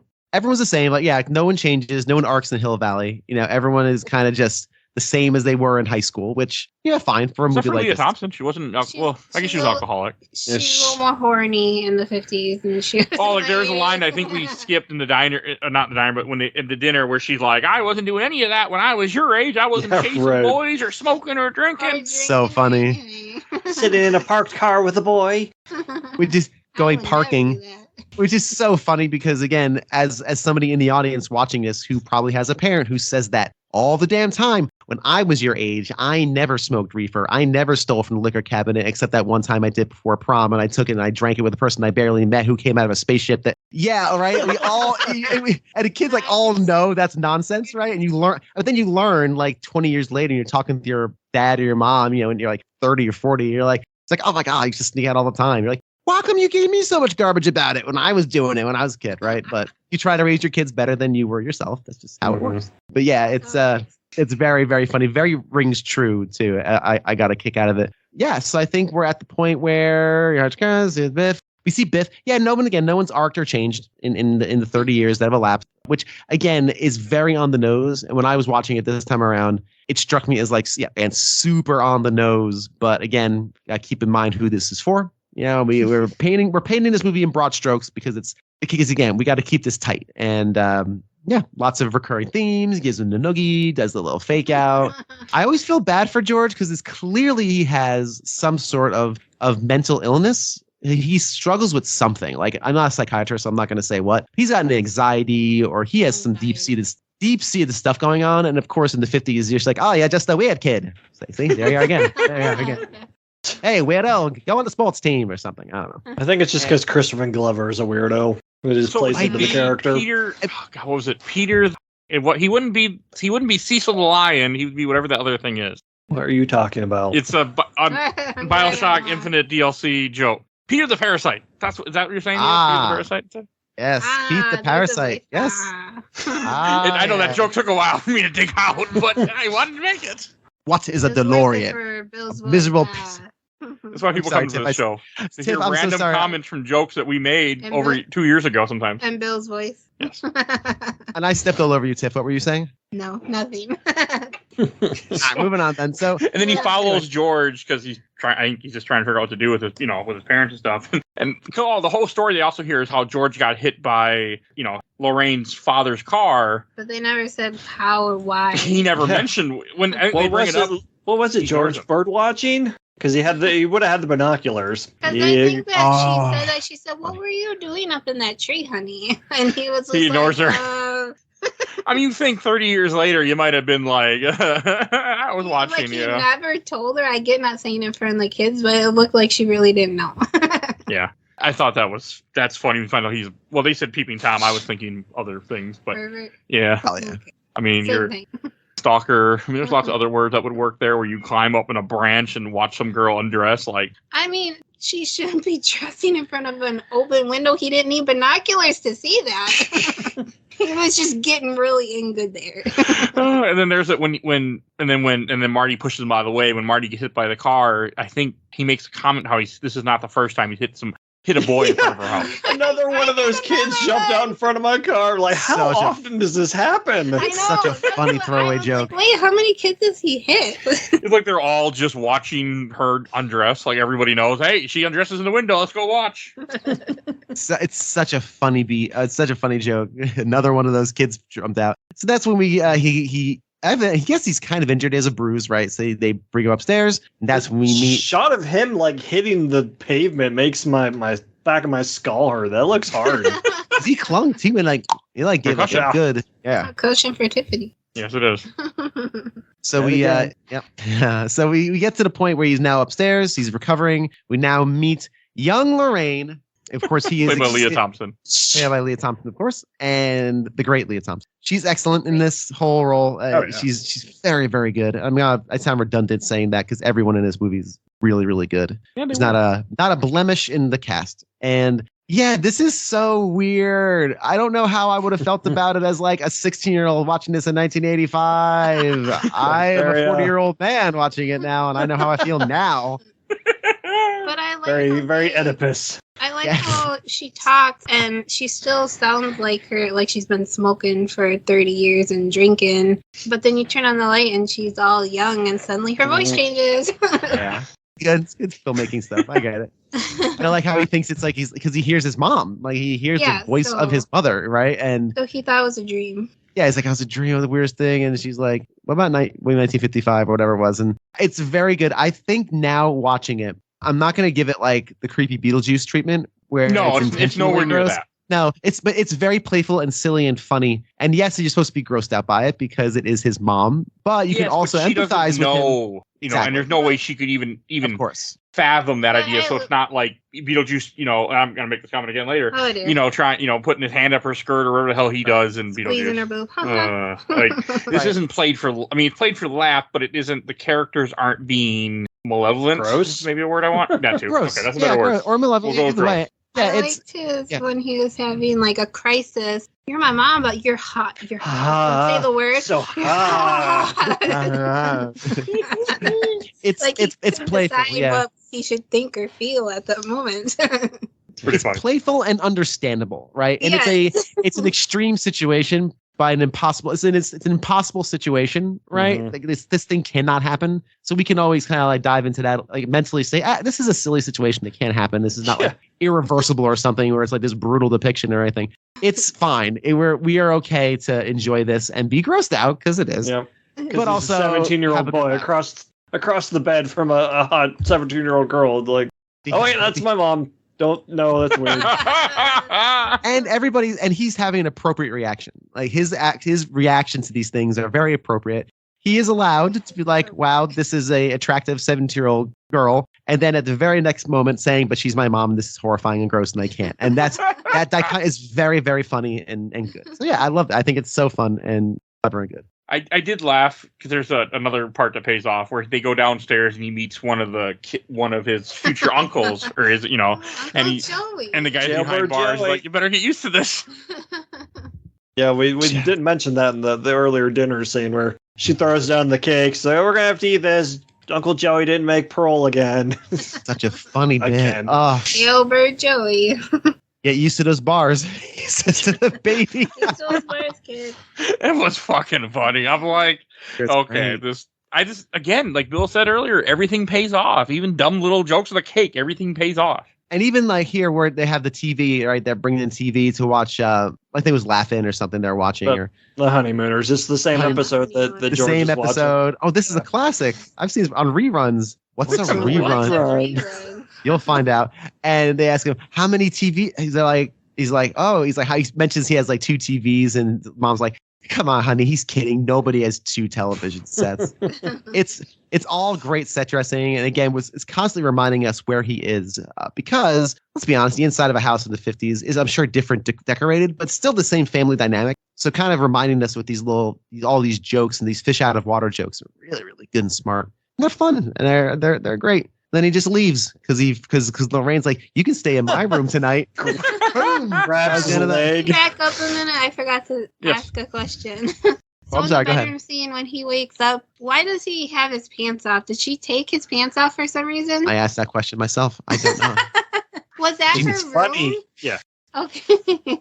And I'm just like, oh, I don't know. I didn't know what to think. Like, and she's like, oh, I've never seen anybody with purple underwear, Calvin. I'm like, Yeah, it must just be so they can get the Calvin Klein the joke running. Calvin Klein.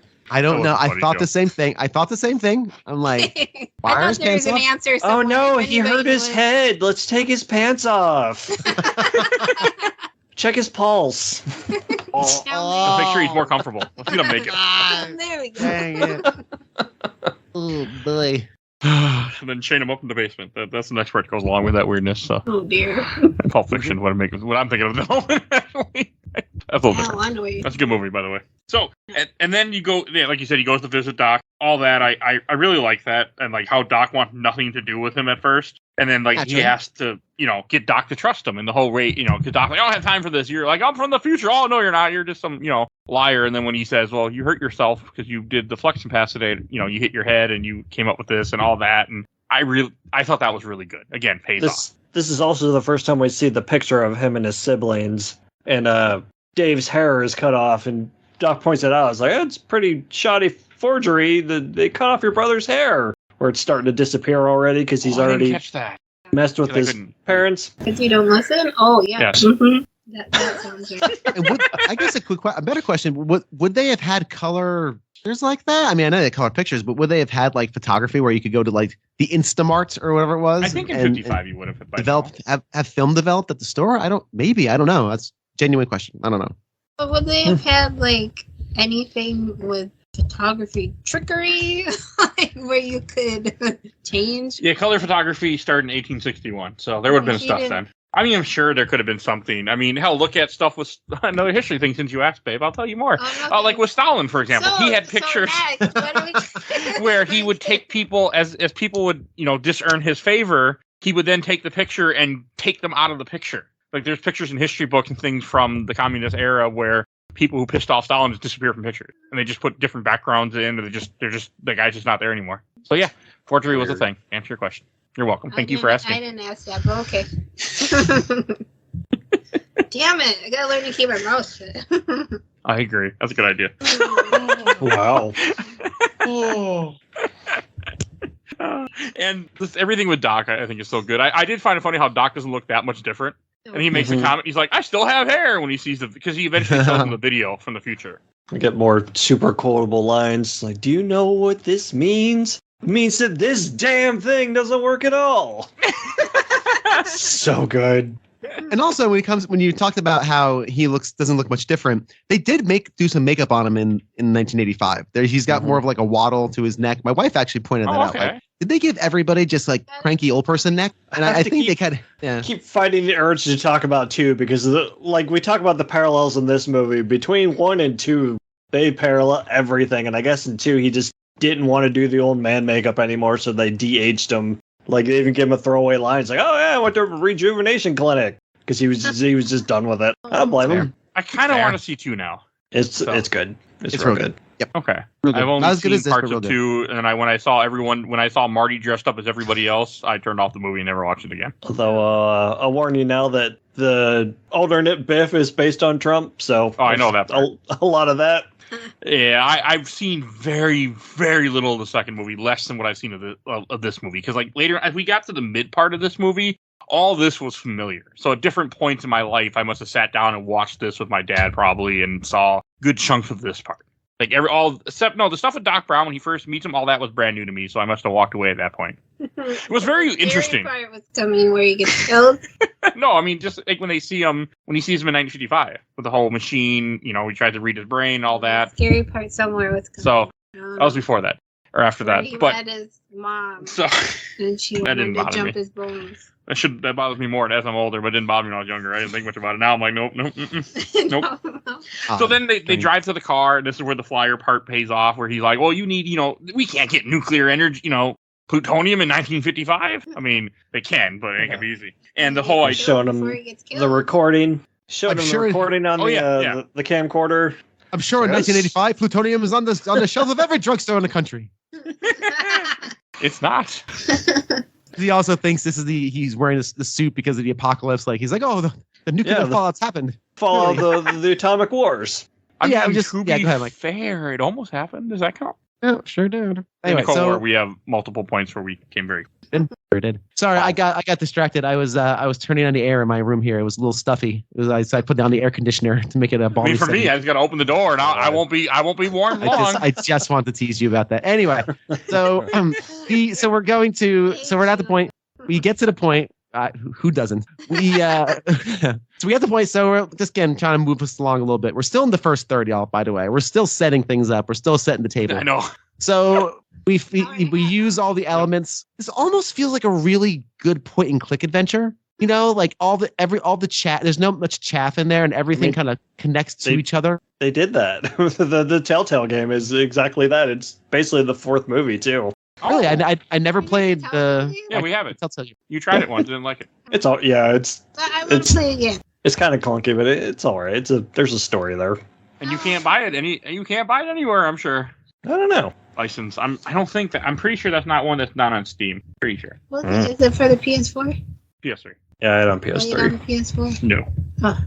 So let's kind of set up where we're at right now. Where so we talked to Doc. They have the paper. They realize, 1.121 gigawatts. He doesn't have the plan yet. He hasn't figured out the plan Doc has, but we understand that we have to harness this lightning strike. It's going to happen in a week. Awesome. Now, for the movie, we have our timeline set up. We have our inciting actions already taking place. We're now in 1955. We got to get back. We have to also make sure that all the events that led to the birth of Marty happen. Now, mind you, very broad strokes. 1,000 little things can cause someone not to be born. Mm-hmm. But we're just going to focus on the biggies. Hey, 13-year-olds in the audience, we're just going to focus on these things. Y'all can figure it out. He's going to make sure that they kiss at the dance. We've met George. He's exactly the same as he was when he was as an adult. This is going to be a problem. The incident that causes this to happen happened wrong. You ruined it. He ruined it without even knowing to ruined it. It's Now kind of now sad She's that infatuated with Marty instead Yeah. of George. his one Great. shot of finding love was getting hit by a car. Aw. Yeah. Oh, that's so good. That's very true. So now we are in Act 2 of this, where it's now to kind of move forward and try solving these problems. The big problem at hand is that he needs to get George's confidence up. I love the fact that they go to school, like him and Doc just walk into a school. Hey, 55. Don't go you to- can do. and- I guess you get away with that. I guess, and not go to class and just kind of walk around. The scene where, because we've already had one run in with, no, this is the first run in with new Biff and his, No, you had to run in with Biff at the diner. Yeah, right, And right. Then, Because and then we're God. This one, No, no, he didn't fuck with Biff yet. No, no, he yeah, ran into yeah. Biff once, saw him, and then this is the first one where he confronts Biff. He saw Biff, in but the he didn't do cafeteria. anything. Yeah, because he got the butthead. And like, what are you doing, butthead? So this is the point where he's trying to get George's confidence up, right? In the cafeteria, hey, Lorraine, she's really into you. Clearly not. She's staring at you, but he's trying. And then this is when Biff, I believe, starts bothering Lorraine, right? This is the Yes. first of his many attempts to assault her. Fantastic. And all like her girlfriends are just standing around. Everyone's just standing around staring at him, like groping That's him true. and saying, "Yeah, you want it? Hey, Come wasn't on." Grease take place in the 50s too? Yeah. Did she put up a fight? Lorraine was trying to. She slapped him. She went, bam! I was like, "Yeah." That's How a many good years shot. I sang that song with Glee and then went, wait a second. Hey, don't taint my memories, okay? Get your meat hooks off her. Tainting my memories. Yeah, get your meat hooks off her. Yeah, don't Beetlejuice Reese for poor Tiff here. So she get your meat hooks off of her. Cool. I like this. This is good. Again, showing some more character of coming to her defense. Marty is. He kind of goes, get your hands off her, and he like towers over Marty. I love that That shot. looks good. They do it twice in this movie, and they do it in the second movie too, where the camera's behind Biff, and you can just see part of Marty's head like over his shoulder. I love that shot. Great. It's great. And it's a He's great so much bigger confrontation. than him. What's cool is that Marty's willing to take him on. Oh, sorry, yeah. Well, Marty's willing to take him on. Like Marty's gonna throw down, and of course the principal is there to stop things. Makes Hey, you wonder how long he has been Minutes watching. ago. Yeah, True. right. He was Good just point. standing there watching Biff assault Lorraine, and now he wants to step in. Well, it is the 50s, so that would have probably been okay. And Taking only bets part on the that's broken. side. Yeah, taking bets on the Nah, side. they're two kids in love. It's okay. Hey, the 50s were, I'm pretty sure, a Yeah. much different time. Obviously these sort of things happen, but again, I'm sure there was more of a, turn a blind eye to things. These Yeah. things don't Boys happen in will our be quaint boys. little town. Yeah, boys will be boys. Yeah, that's a Less, yeah. but yes, no. it's It's a been, scary thing, but yes. We also see in the scene the George writes science fiction stories. which also God, pays off. his delivery on everything is, I write science fiction stories, but I don't want anybody to read them. 'Cause what if no one likes them? And I've said this a bunch lately, how I don't like mealy mouth morons in my movies anymore. Like, be quiet. Like, for some reason, he's so endearing in his just lack of confidence. I don't know why it works. I don't know why Crispin Glover works in this so well. And it didn't annoy me. Because again, usually when people are mumbling and bumbling, I'm like, shut up. You. Oh, it's the worst. Hey, there's a really great movie you didn't like because the guy mumbled. Remember that, Mike? Huh? No. Scott Pilgrim. He Oh. complained about. Oh, I complain about stuff. I complain. No, I must have blocked it out already. anyway, but this is a good example of him, Crispin Glover, doing really good work, and he moves. He's constantly moving. Yeah, Like, he was he's like- terrible to film with, they said. He's always rubber armed and unaware of where the camera is in space. Oh, he didn't care. Oh yeah, There's 'cause- a scene when they're doing, which is coming up here shortly, when they're in the backyard. They literally, like, you don't see his feet at one point. They literally put a fence around his feet so he couldn't walk off shot. So he kept just wandering That's so off, funny. saying, "Well, George wants to go over here." Like, Yeah, there's, like- that's Yeah, like Bill just said, spatial awareness is really weird because he's like, I think there's someone else he'd rather go with, and he points to where he thinks Biff is, and then he looks up and you can see his arm jerk over real fast to correct where he's pointing to. some directors like. Psst. I love that, but it really kind of works. It's just this very awkward person. He's very awkward and Mhm. ill suited to live on this planet.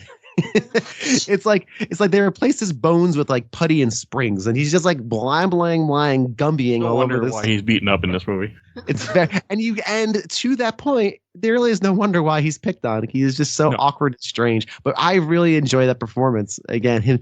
Oh, gee, I don't know, and I don't know. It didn't annoy me. So good on Robert Zemeckis, I guess. I don't know. Just plays it so well. Yeah, maybe. I mean, is that just him, or is he? Yeah, really... That's what I was saying earlier. I think it's just him bleeding into his own character. It's just Because, I mean, Must be Charlie's hard Angel, he plays a weirdo, too, where, like, he cuts off the girl's hair and, like, sniffs it or something. yep, always yelling.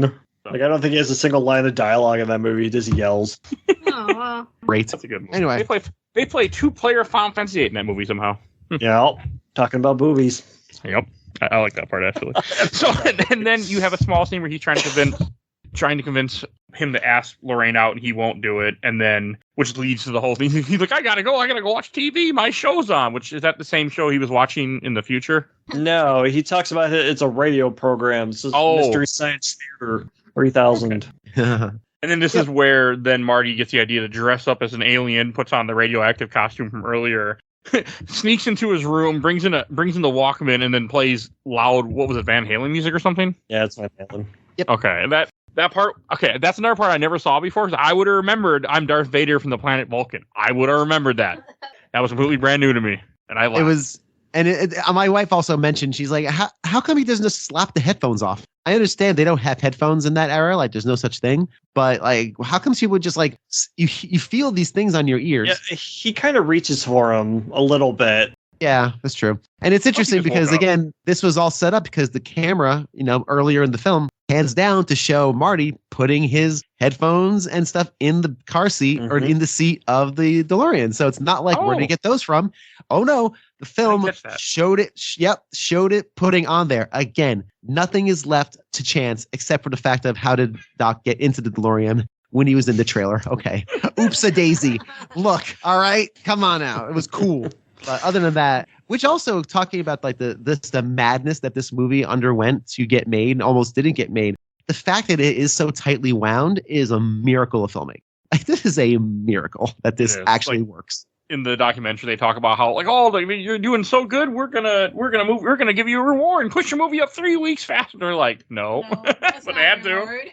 Yeah. No, Anyway, it so is a he miracle. He convinces her, and he convinces him. It's a great scene. You get the Darth Vader joke. Comes back the next day, just sloshing along the street, just gallivanting.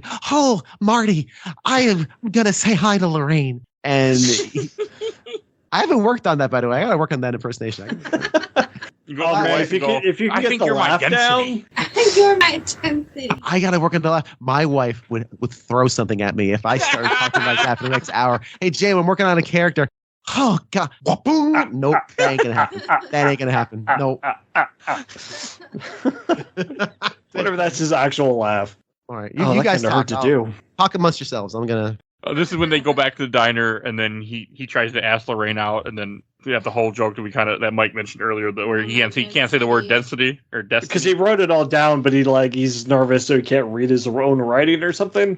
She's So you're just like, my what? density. What? And then Spoilery. he corrects himself. He's like, "Oh, I'm your destiny." She kind of starts to go for it before Biff shows up. Yeah, it was actually working okay, and that's when, of course, he does the line that I delivered was, "Give me a milk chocolate." Chocolate. And it's the timing again. Timing. It slides across. He grabs it. That just Big gulp. appears. Slams it down. Sleeve wipe. Boom. He's in. That was super Oh. dramatic. Like, So good. I liked it. liquid courage. That's not chocolate milk. That's other things. Wow, that was his liquid courage, okay? There was. So this was another scene that I must have never seen before because it didn't register in my memory banks. And where Biff shows up, and then Biff realizes, okay, and then I think they get into a fight at this point. Doesn't he push him or something and runs? Yeah, he trips Biff as he's walking in, and then Biff goes to punch him, and he pulls the first, "Biff, what's that over there?" And Biff always looks. And he punches him in the face. Yeah, he punches him, and then he pushes the goons down. That was cool. And like the whole idea, there's some guy with a little what the hell were those called? Like soapbox cars or something? I remember them being a thing when I was younger. Oh yeah, the scooter the fake, thing. Yeah, where you'd make your little car thing out of wood or something, and then enter races. That what he had? Yeah, but for some reason it's built. It just comes right off. There's a skateboard at the bottom, but hey, that part was actually really cool. And again, it paid off. You see him earlier with the skateboard, and here you have him again running around on a fake skateboard this time, and it's a really cool scene. Yeah, it's a good action scene. And it's quick. It gets in, it gets out, it's done. It's not overblown. And it all feels pretty realistic. I mean, honestly, Yeah, it did. I don't, a kid's running by on one of those like little soapbox scooters, which was a thing I think kids in the 50s used to make, handmade little scooter. It's got the right kind of trucks on it for, wheels. I guess that would make sense. But it's good. Like it makes sense. And my wife even commented like that feels like a thing that could happen, and again, kind of sketching on the back of the different things. Again, everyone's looking at him now like he is just the town's Elvis. He's basically Elvis at this point in this town. And it just works out. Of course, crashes into a pile of manure. Oh yeah, Which would also because fit 1955. You have more farmers at this time in U.S. history, so this would make sense. Biff just casually assaulting a girl in the lunchroom and casually trying to commit murder here. Yeah, He's exactly. absolutely trying to kill Marty. They were just going with to his catch him car. and beat him up. That's all. They weren't going to run him over. He says they're gonna ram him, and he starts pushing him towards the damn manure truck.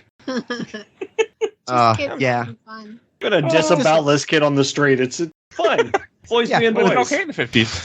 It probably would have, yeah. And it's a very small scale because all he's doing is they really just take a little drive around the square because after the crash, everyone's still running over to see what happens. And again, just a car full of poop crashing into the worst truck you could crash into, the shit truck. And it's great. Now you have another threat. And the movie now has set up, hey, you have time threat, right? We have the threat of we have to get, George and them back to get George and Lorraine together. And now we have this wild card in Biff, who we already know is a bad guy and, stereotypical bad guy.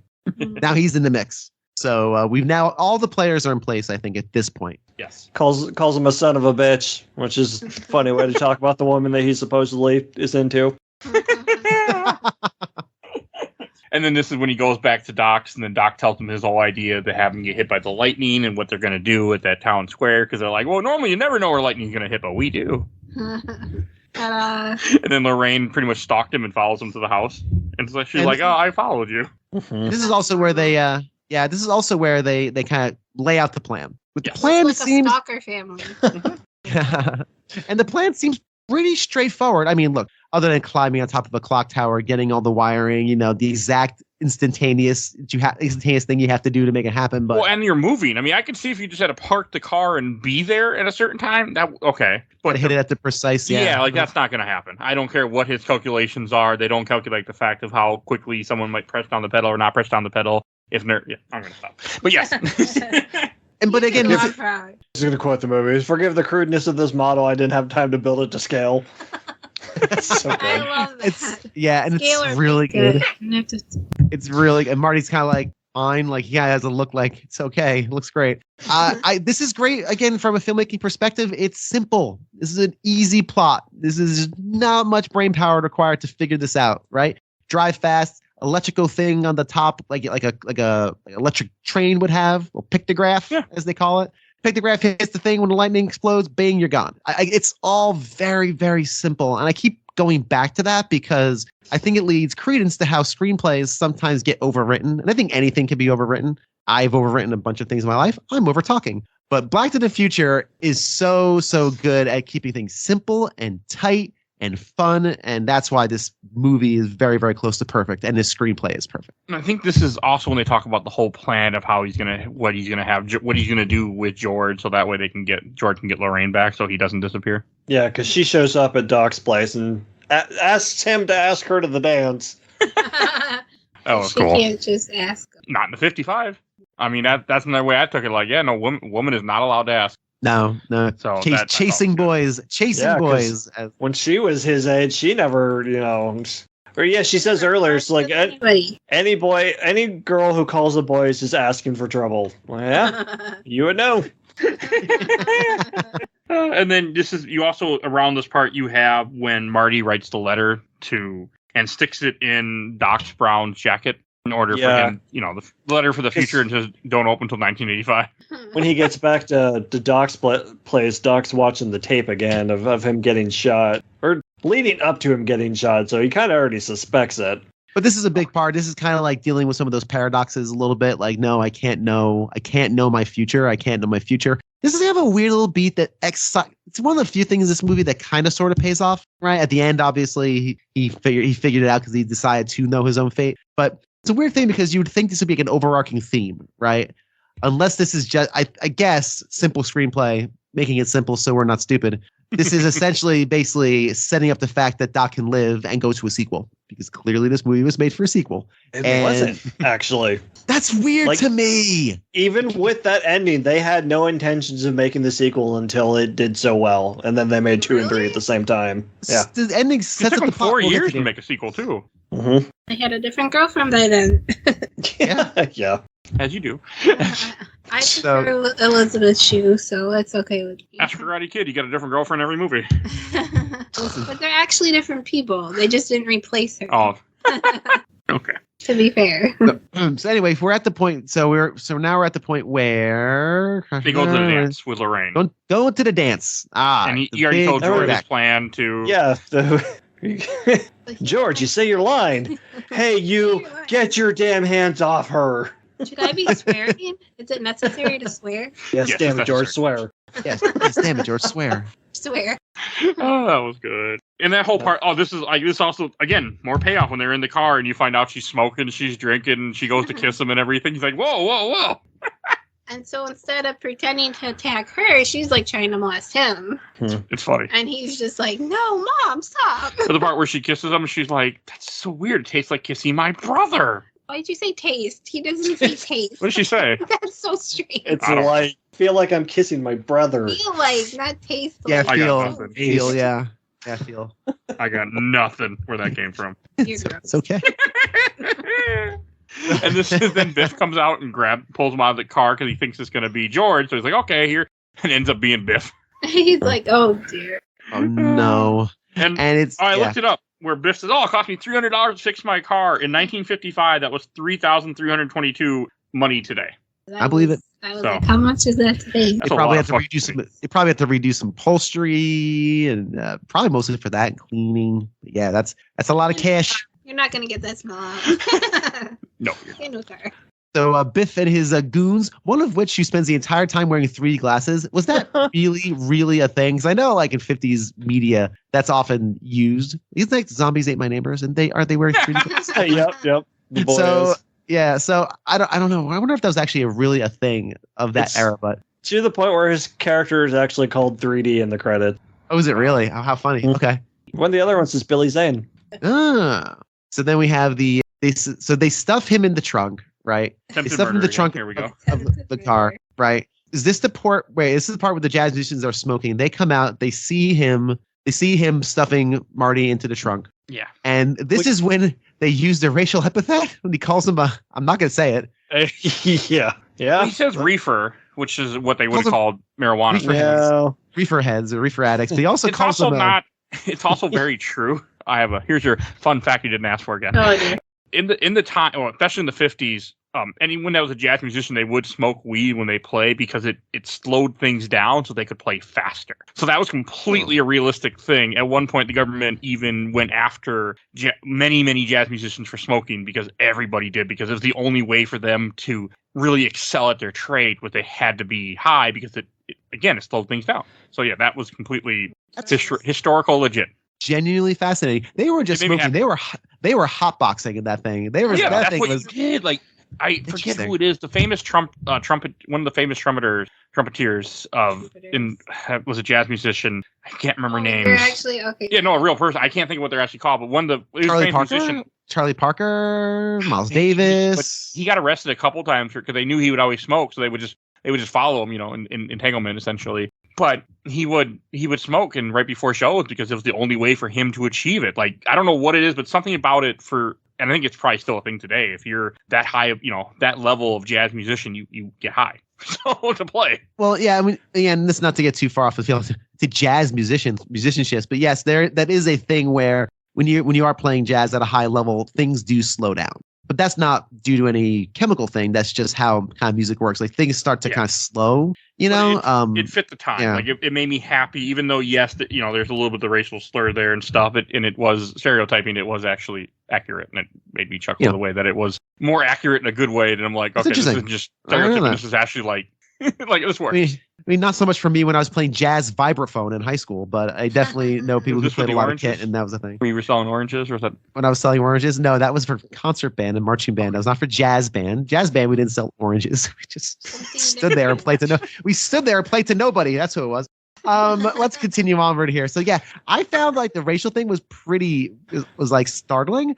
Also startling the covert racism in the diner when he's like, I'm gonna be mayor one day, and the guy's like, well, a colored person is not going to ever be mayor. No. And I love 1955. Yes, it certainly did. And he was like, I don't care. That's what I'm going to shoot for. So good. I felt really good.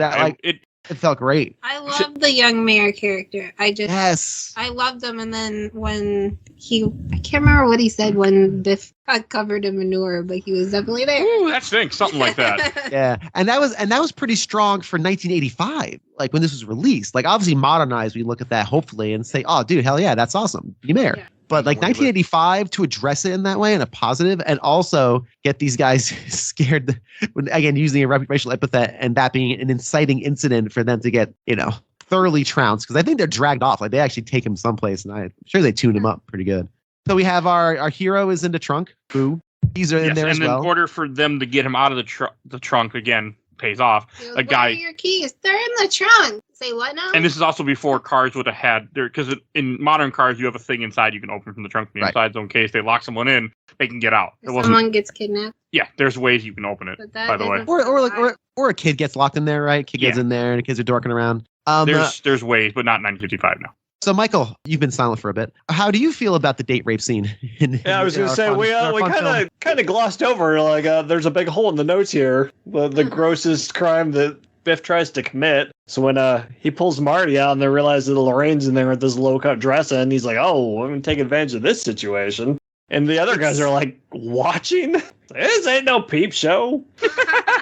This lingers, and it's weird. And it's one of the few parts of this movie, and I try not to be hypersensitive with this stuff, but I kind of have to be. It's kind of rape. You should be. If you're not sensitive to it, check your brain. Weird, I want to say. No, you're fine. But it's weird how it kind of lingers on this. This is not played as a joke, but it's also not played as a serious threat either. Mm-hmm. So I think if this movie made a misstep at any point, this might be considered it. Again, it doesn't, you don't have to, clearly it's not making a joke out of this terrible thing that's now occurring, this traumatic, horrifying thing that's occurring. But we're also, we've painted this with such a broad brush, we're not addressing, like, we're not treating it with the seriousness that it ought to be. It's still kind of like a thing traumatic, given the way that they kind of reference Biff later in the new future. There's like, oh, Biff always trying to get away with something. It's like, I'm saying, you like, remember? Okay, that I didn't catch that, but no, for this part, I feel like it belongs in the movie.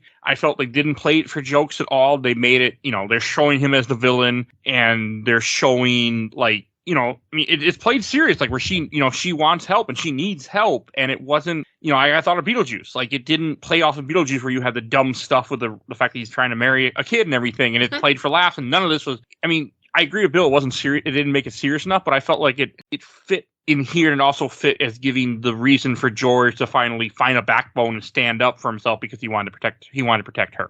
Yeah, well, it's definitely to set up George's big rise, but there had to be a less gross way to do it. Yeah, and that's kind of where I'm going with this. Is it's, again, I'm trying to look at it in context of the year it was released. This is 1985. 80s were different times. This is an 80s teen movie, again, made for its PG-13 movie, right? And it's, obviously, it's made for teenagers and young adults, right, who could identify with these characters. It's who it was made for. But if you're going to go down that road, question is, I guess, is why did you?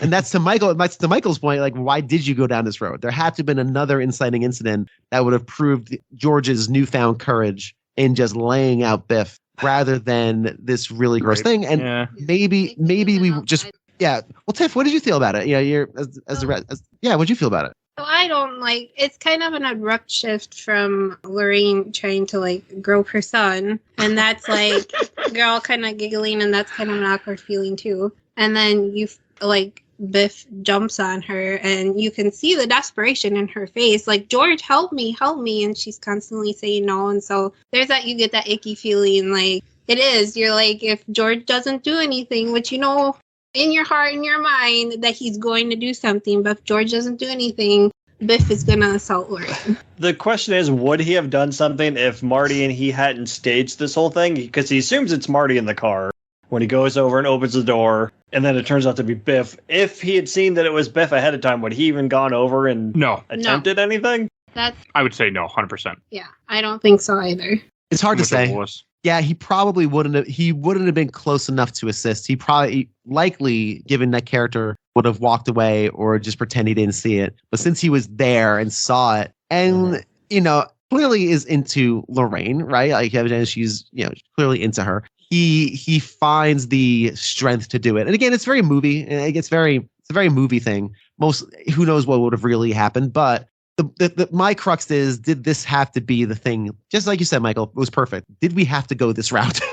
Yeah. No, you did we have to introduce a sexual assault into our fun 1985 time travel movie directed by Robert Zemeckis and produced by Steven Spielberg? So is this what we had to do? It's not even until Biff. This moment of the movie. Oh, easily. I mean, I still think it fit, but I completely get where you guys are coming from. It's not even until Biff pushes her down that he really gets oh man, I got to do something about this. So it's like, the stuff before, did that not mean anything? And if not, then why do we do it?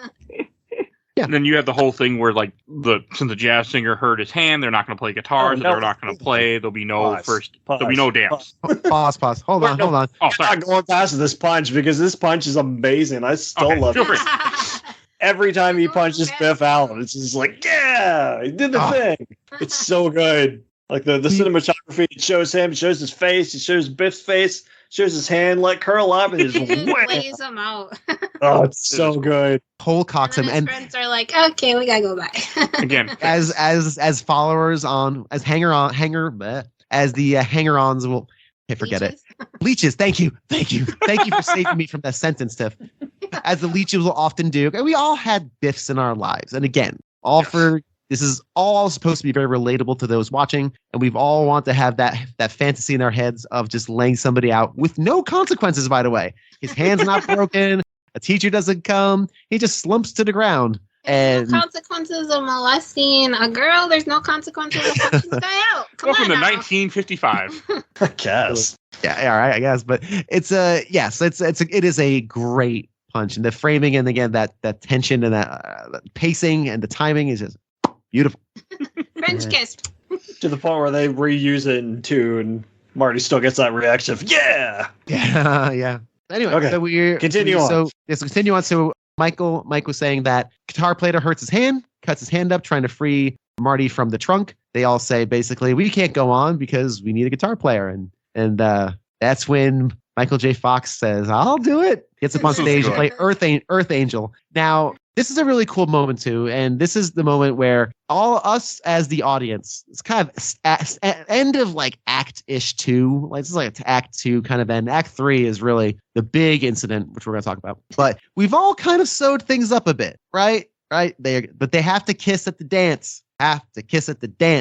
And evidently, no other song on the planet will make two people kiss better than Earth Angel.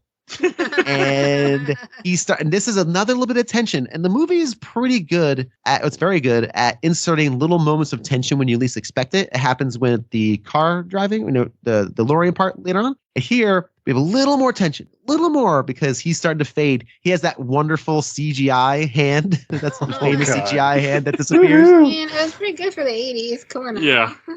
I know they don't like it, but yeah, it was. It was pretty good for the 80s. Yeah, the Lorraine gets dragged off, and George gives one final shove aside and smooch. Like, again, does this woman just keep getting dragged away from George? I don't understand. They're like, this guy's a geek.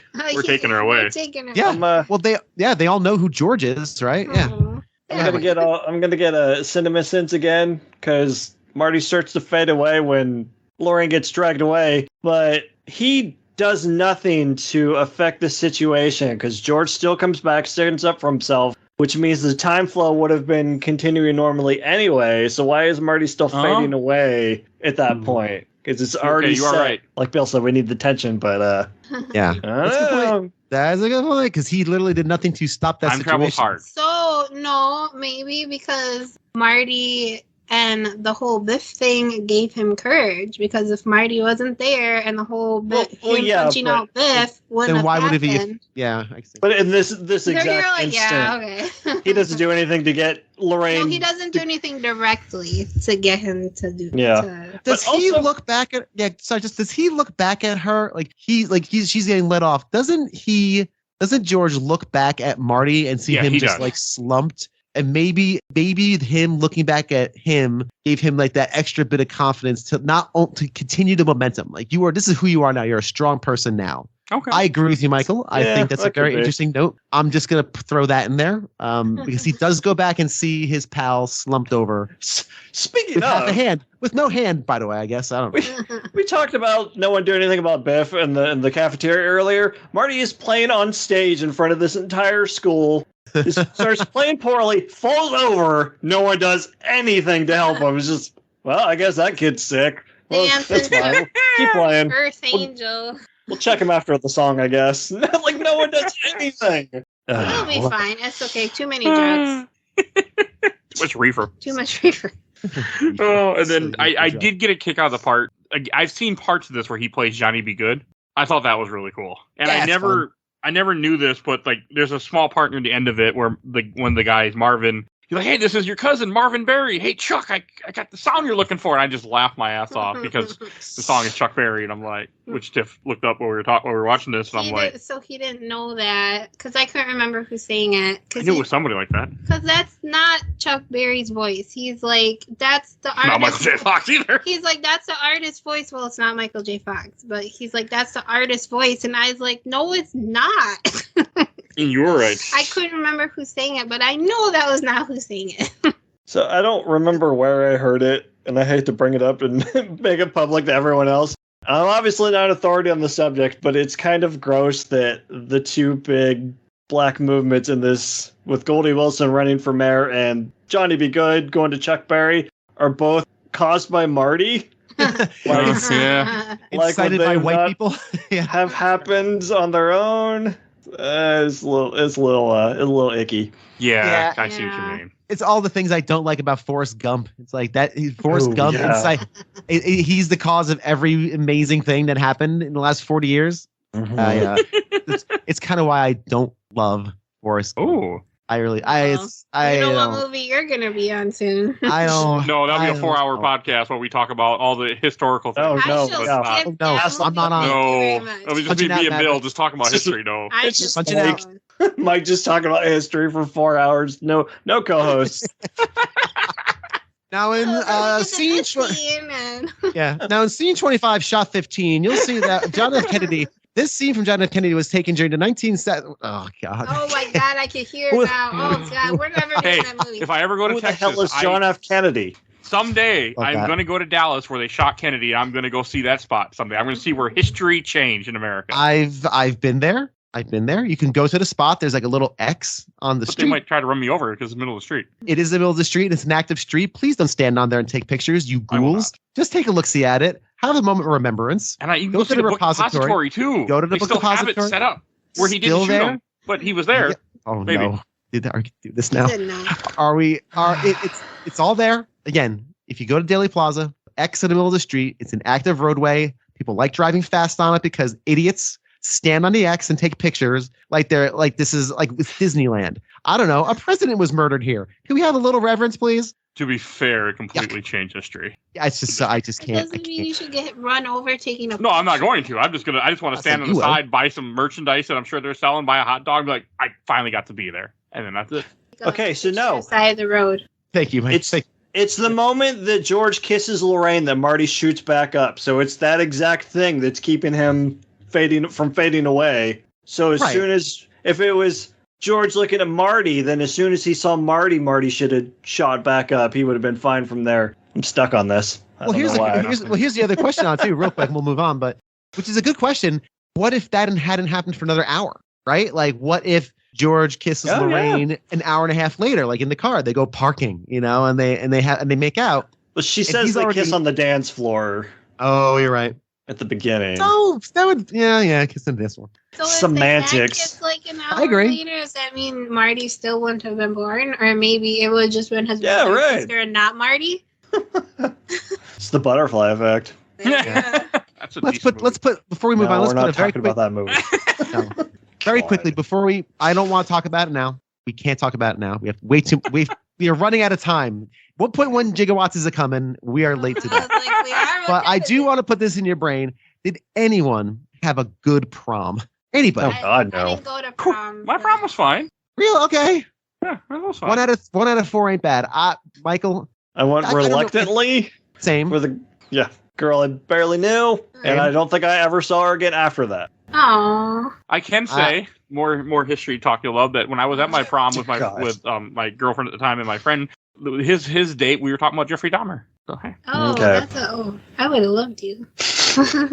Because we would her have got married in high school. her aunt had actually worked on the case, Wait, so that's why we were talking about it. That Oh, math wow. doesn't work out. Nope. So I'm just gonna leave that. I'm gonna leave that as like a little thing for our audience to enjoy and think about their terrible proms as we move forward to because now everything is set. Like, so what I love about this movie is that it does everything in a good order. Like a lot of times movies will have multiple ending incidents happening, like Return of the Jedi. There's like 4 things going on at the end, or like it has too many things. Like the rebels are attacking this thing, we gotta get the plans out of this thing. This movie is very smart and says we've taken care of the emotional stuff. All right, the family's good.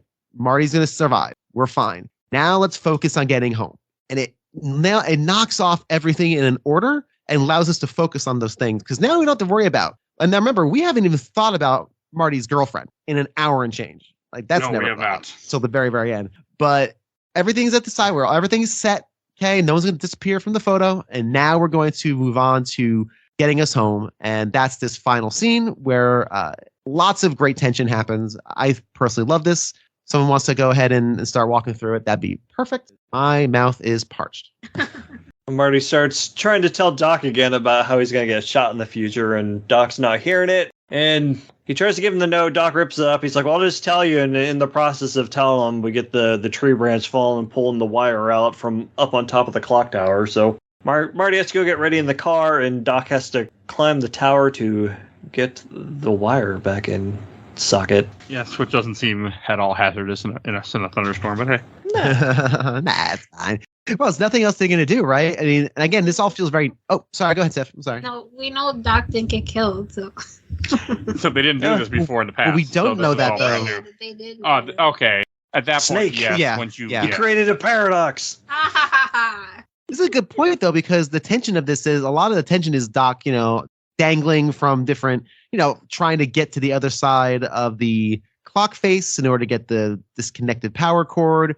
You got a good point, Tiff. We should know that he's be fine because clearly he exists in 1985. So Yeah. it's a good point. But the way it's framed and just the tension, it's nerve-wracking. There's a timer. Again, I love when things have a timer to them. Like, hey, we got 7.5 minutes to get this done. Can he get it done in time? Well, that's, I think, I think the big driving force isn't so much him falling, although he does have a couple like close calls. It's the time crunch of, hey, am I going to be able to connect this in time for this to work? And again, it feels very natural. A tree falls in the line. Yeah, that'd work. All very natural. It's not, none of it's very movie-y or scripty, I don't know. Time travel's weird. Like, if Marty hadn't come into the past and told Doc that he was going to create the time machine, would he have created the time machine to send Marty back to the past in the first place? Right. And how come when they act... And go ahead, sorry. He still sort of invented the time, whatever it's called. What little piece called in the car? The flux capacitor? Yeah. Yeah. There you go. The flux capacitor still technically invented that, but would he have put it all together? Bring up Would a he good have point. improved upon it, right? By the time he got there, are there now 2 DeLoreans in the present day? Because one came through and the other one's still cruising around getting shot by Libyans. I don't know. Right? Like, There's now 2 flux capacitors. See what the movie says, though? The movie, Michael K. Hughes, is just patting you on the head. Going like this. you it's could okay. raise the same question about It's Johnny okay. Be Good. Like, if Marty hadn't gone back to the past and given Chuck Berry the idea for Johnny Be Good, how did he hear Johnny Be Good in his timeline before he went Michael back? K. Hughes, shh, it's okay. You All can that is just right. enjoy this. Shh. Your brain is working too much. Shh. This is Back to the Future. We're having fun here, y'all. We're picking out too And you're right. Well, you're right. And no. I'm obviously teasing. I think it's good to pick up on these things because you're right. That's why time travel movies don't work a lot of the time, or stories, because there's a million different things that these paradoxes create, right? Possible to rate. I love in Austin Powers, the Spy Who Shagged Me, when he goes back in time and he's like, well, if I'm back in time, then how was I frozen to go to the future and so to go back in time? And they're like, yeah, you probably just don't think about that. And that goes for you folks, too. And he looks right at the camera.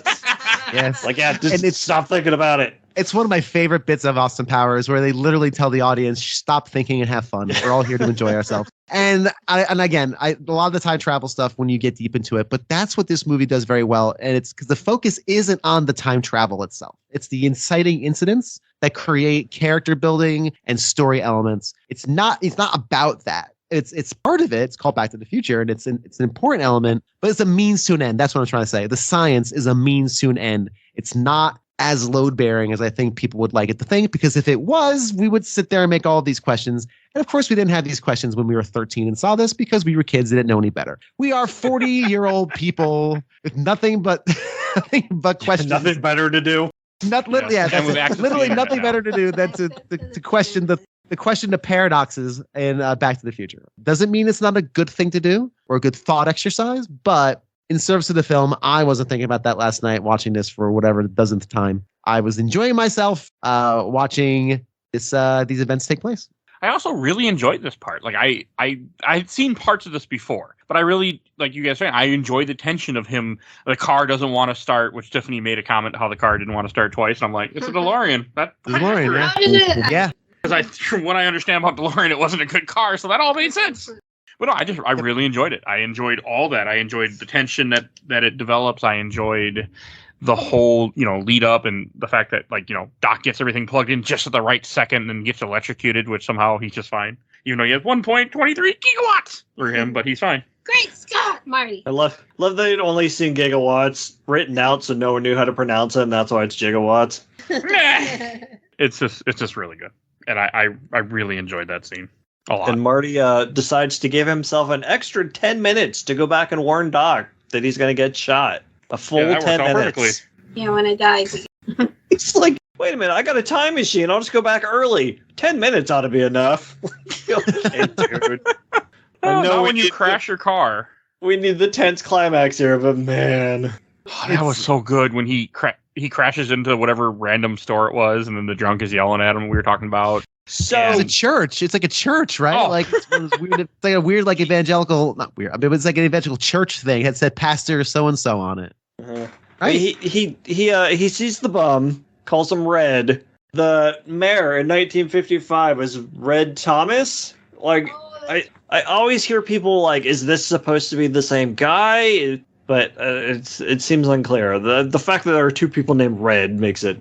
I don't know. Yeah, it feels that like it should be seems- obvious. Oh yeah. Looked like he was maybe in his 40s. This guy definitely didn't look like he was 70. That's true. It's if that's the case, and the homeless person on the street was the mayor in 1955, I want to see that short story. I want to see that the rise and fall of Red, whatever it was, from mayor Red. to homeless person on the street. Yeah, that would be Mhm. interesting. I want that short story. Where's that fan fiction? I'm sure it's out Politics. there somewhere. You write it, Bill. No, I'm not gonna do that. That's listen, And then the whole thing where after he crashes and the car won't start, so he has to run to where Doc is gonna be. And I did like that where he gets there early. He sees Doc get shot. He screams. He sees himself get in the car and drive off. And then Mike, you brought up a good joke that you were worried you wouldn't remember. Oh yeah, but first he runs to the Lone Pine Mall instead of the Twin Pines Mall, very good. which I Oh. talked about earlier. I didn't. But yeah, I talked about how the climax of this movie wouldn't play out the same way in modern times because the Libyans crash into a film stand. Like the sign up front is like film on sales. We don't have Is cameras a, like that. Yeah, it was a photography, a photo Right. development booth. Yeah, like a yeah. photo booth. Yeah, photo booth. Yeah, that's very funny. It would be like a Starbucks installation now or something, probably pop up. Yeah, no, it's great. It's really good. And again, I did think about this though. Like, is there now two Martys now running around? Like, where's the first version of Marty? They go back to the future, but is this Well, cycle like because- keep continuing? Like, The cycle already happened, type of thing. yes, I guess that's right. Right, he went back to the future, so that version of Marty is now back in the future. Yeah, Doing that's all the the Marty things that of we're now. following. Yeah. And you'll never see that one again because time is now marching forward. Okay, thank you. Sorry, Robert Zemeckis. I questioned your greatness. I will be quiet. What they call a stable time loop. So one goes back and gets back to the present, and then the next one goes back and comes back. Because see, when time loops aren't stable, they become a variant, and they get taken off the time authority. God. TBA. That's a low-key joke for everyone. You're welcome. They play Don't be mad at me all of a sudden. I don't Time understand. Splitters. Shut up, Michael. I need to have you play Time Splitters Future Perfect and see what you think of that time travel stuff. I They do talk need to about play that one day. loops and paradoxes and stuff. It's pretty good. We got enough of that I'm nonsense with with Bioshock Infinite. It's fine. Wow. We're not going there. This episode's long enough. I mean, I'm sure me and Bill could talk about Bioshock Infinite for another hour. We only have. Nope. Well, Tiffany I was won't. going to bed if that's what you're I doing. won't. I refuse. You can talk by yourself. I did my doctoral thesis on it. I'm done. Well, thank you. It's a great episode too, by the way. So No thanks. I don't listen to your facts. I don't want to upset poor Michael K. Hughes. He's been a trooper through this whole episode. So. and then like just everything, and then he finds out he gets the Doc. Doc survive. Doc is alive. Pulls has a bulletproof vest on. And he's like, and he has the letter from 1955, but it's all like taped together, laminated. I thought that was cool. It's very good. He tells Marty when he rips it up that he refuses to accept the responsibility of potentially like throwing off the time-space continuum. And his answer to what happened to all that and is, I figured what the hell.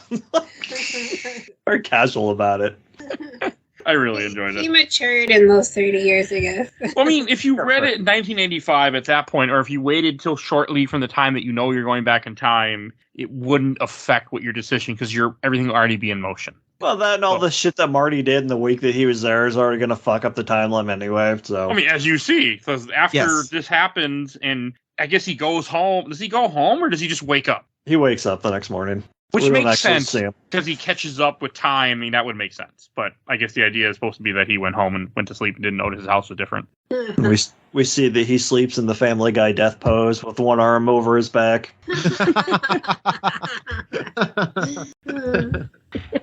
I really like the scene when he comes back and you have him, the house is nicer. He sees the siblings and they're all like, he's like, brother, why are you wearing a suit? He's like, I always wear a suit to the office. And this whole, I thought it was good. And then, having Biff show up and doing the wax scene, I thought was stupid. You have that one moment right before they have the scene where he wakes up Marty is like, "Oh, Doc, it was great. My dad stood up to Biff for the first time in his life," and Doc's like, "The first time? Mhm. Nah, it'll be fine." But it changed things in a good way. But again, there would also, obviously be other. Yeah, no. Like, I'm trying to bite my tongue. He's like, so Marty's family changes. He doesn't change at all. Biff changes a little bit, and everything else is completely the same. Like, Your actions have only affected this little sliver of time, and that's not how that works at your all. pocket of reality. I know I'm nitpicking, but he like, got a new car, but he still has the same girlfriend. yes, Yeah, he'd have a same different girlfriend, most likely. which means it was meant to be until the second one, where I think it's a different person. yeah, Elizabeth Elizabeth Shue. Because Claudia Wells' mom got diagnosed with cancer, so she like stepped away from acting. Oh wow, okay, I didn't know that. I mean, I think this is actually okay. Again, broad strokes, and we want to see good people do good things, and get rewards, right? Not really, but you kind of get rewards, I guess. Time travel. They want to get time travel treats, and we want to see Biff. we want to see this time. We want to see this timeline. Biff, get a denouement, and we see good people get rewards, and bad people don't get any disciplinary actions against them because Biff still kind of turned out just fine. Biff's okay. Yeah, he's working. Like, he didn't have to go to jail for any. Well, maybe he did. We don't know. Yeah, He got maybe his he own did. murder. Attempted He may- rape. He may have his a red dot on his house, on an internet map somewhere. If the internet existed in 1985, probably will. I had to go around to all his neighbors and let them know what happened. 1955. No, I know, no. All secret. But yeah, I mean, as far as like a little denouement goes, it's fine. It was just kind of Bill, shocking. It's me, your brother, Christopher Gates. I got you know that thing you're looking for computers? I don't know. Take a look at this. I did get a kick out of. He has the Jeep in the garage. I thought that was cool. He got the Jeep. All ready for you for this week. Yeah, why not? Sure. Look at that. 4x4. Again, their payoff. Another thing paid off. More treats for our heroes. Yep. And then you have the weird ending where Doc shows up from 30 years in the future with a flying car and glasses and everything. And he's feeding his car garbage. I wish we could do that. I Oh, wish we boy. had that technology. That'd be great. They had to reshoot this entire scene for the next Did they movie. really? Did they Oh, yeah, really? because the actress Because- changed. All Yeah, right. because it's in the beginning of 2, so they had to reshoot it with Elizabeth Shue. And they said that they had no idea what to do with Jennifer's character because they hadn't planned on making a sequel. And they're like, if that were the fact, I wouldn't have made her get in the car. Yeah. Because That's why they just drug her into, leave her passed out. Because he says, well, both of you can come, right? I'm watching this last night. I'm like, again, as a kid, a kid or somebody in the theater in 1985, what am I thinking? Like, what is happening? Because you think the movie's over, right? You over, you have the hug, it's 1985. Huey Lewis in the News plays Power of Love again, and you go home, right? That's kind of what you expect. And to have this 30 seconds of utter madness. think about what happens in the last 30 seconds of this movie. DeLorean shows up again. In the car. Right. Yeah, DeLorean. who would just get in the car? Yeah, like right. The 30 seconds, right? DeLorean shows up. Doc comes out wearing goofy sci-fi gear with Dressed like weird Ronald glasses. McDonald. Dressed just like a giant Ronald McDonald. Marty, you have to come back. It's about your kids. Kids? They look at each other. Kids are brought up. He opens the flux capacitor. Garbage recycler. In the I think it's like Fluxomatic. Garbage. Closes it. Get in. We got to go. You two? You want to come with? Person we've seen twice in this movie? Let's go. The car then peels out. Where we're going, we don't need roads. The thing then floats in the air and flies off into the camera. 30 seconds. What did I just watch? And I want more. No man should know too much about his own destiny. You and Jennifer get married, you have kids, get in my flying car, we're going to the future. Yeah, he didn't care anymore. Yeah, we're done. What is going They on? didn't set it up for a sequel. They didn't plan a sequel, but that wasn't setting it up for a Right. sequel. How? Yeah, Really? That it's- baffles me. It's just like that sitcom, oh, here we go again. I guess. But boy, oh boy, what an ending. The credits start rolling. I'm like, that might be one of the finest endings in film history. Hey, you know what? Did you- Sometimes they just have movies like that. Sometimes you have Princess Peach show up at the end of the movie and say, hey, guys, you got to come back. And then we're still waiting for that it's sequel. Daisy? Yeah. God. Did you cover the Mario Brothers movie? No, we haven't actually. Yeah, Yet. I want to be I'm on that. waiting for it. it's been threatened for It's wanna been be on threatened for as long as I've been on the show. You I promised think- me a long time ago, so it's gonna happen someday. Next year Yeah, I'll we put it for my We birthday should do movie. that. Yes, There you and go. it's been a very, very, very long time. I kind of think it's a secret good movie. I'm afraid. I don't know though. I will leave. I do want to be on this. This is Wanna be the honest. third time I've talked about video game movies today. It's all right because Double Dragon was just so much worse. Oh yeah, Double I heard Dragon's that. terrible. Movie is Anyway. anyway. Planning out shows for planning out new future episodes on this episode. But man, no, I really do think this is one of my favorite endings of a movie. I don't think I've seen a movie in years where the explosions at the end are just like pop, pop, pop, pop. It's awesome. It And got boy, me was I- excited to watch Back to the Future 2, which I had absolutely no interest in whatsoever until last night. Yeah, No, me So, too. I've seen like parts Back of to the the Future movie. quite I a just, bit. Do we have it? You saw parts of that movie watching this movie. Like, wait until you. We should probably do that soon because just this one's still fresh in your head.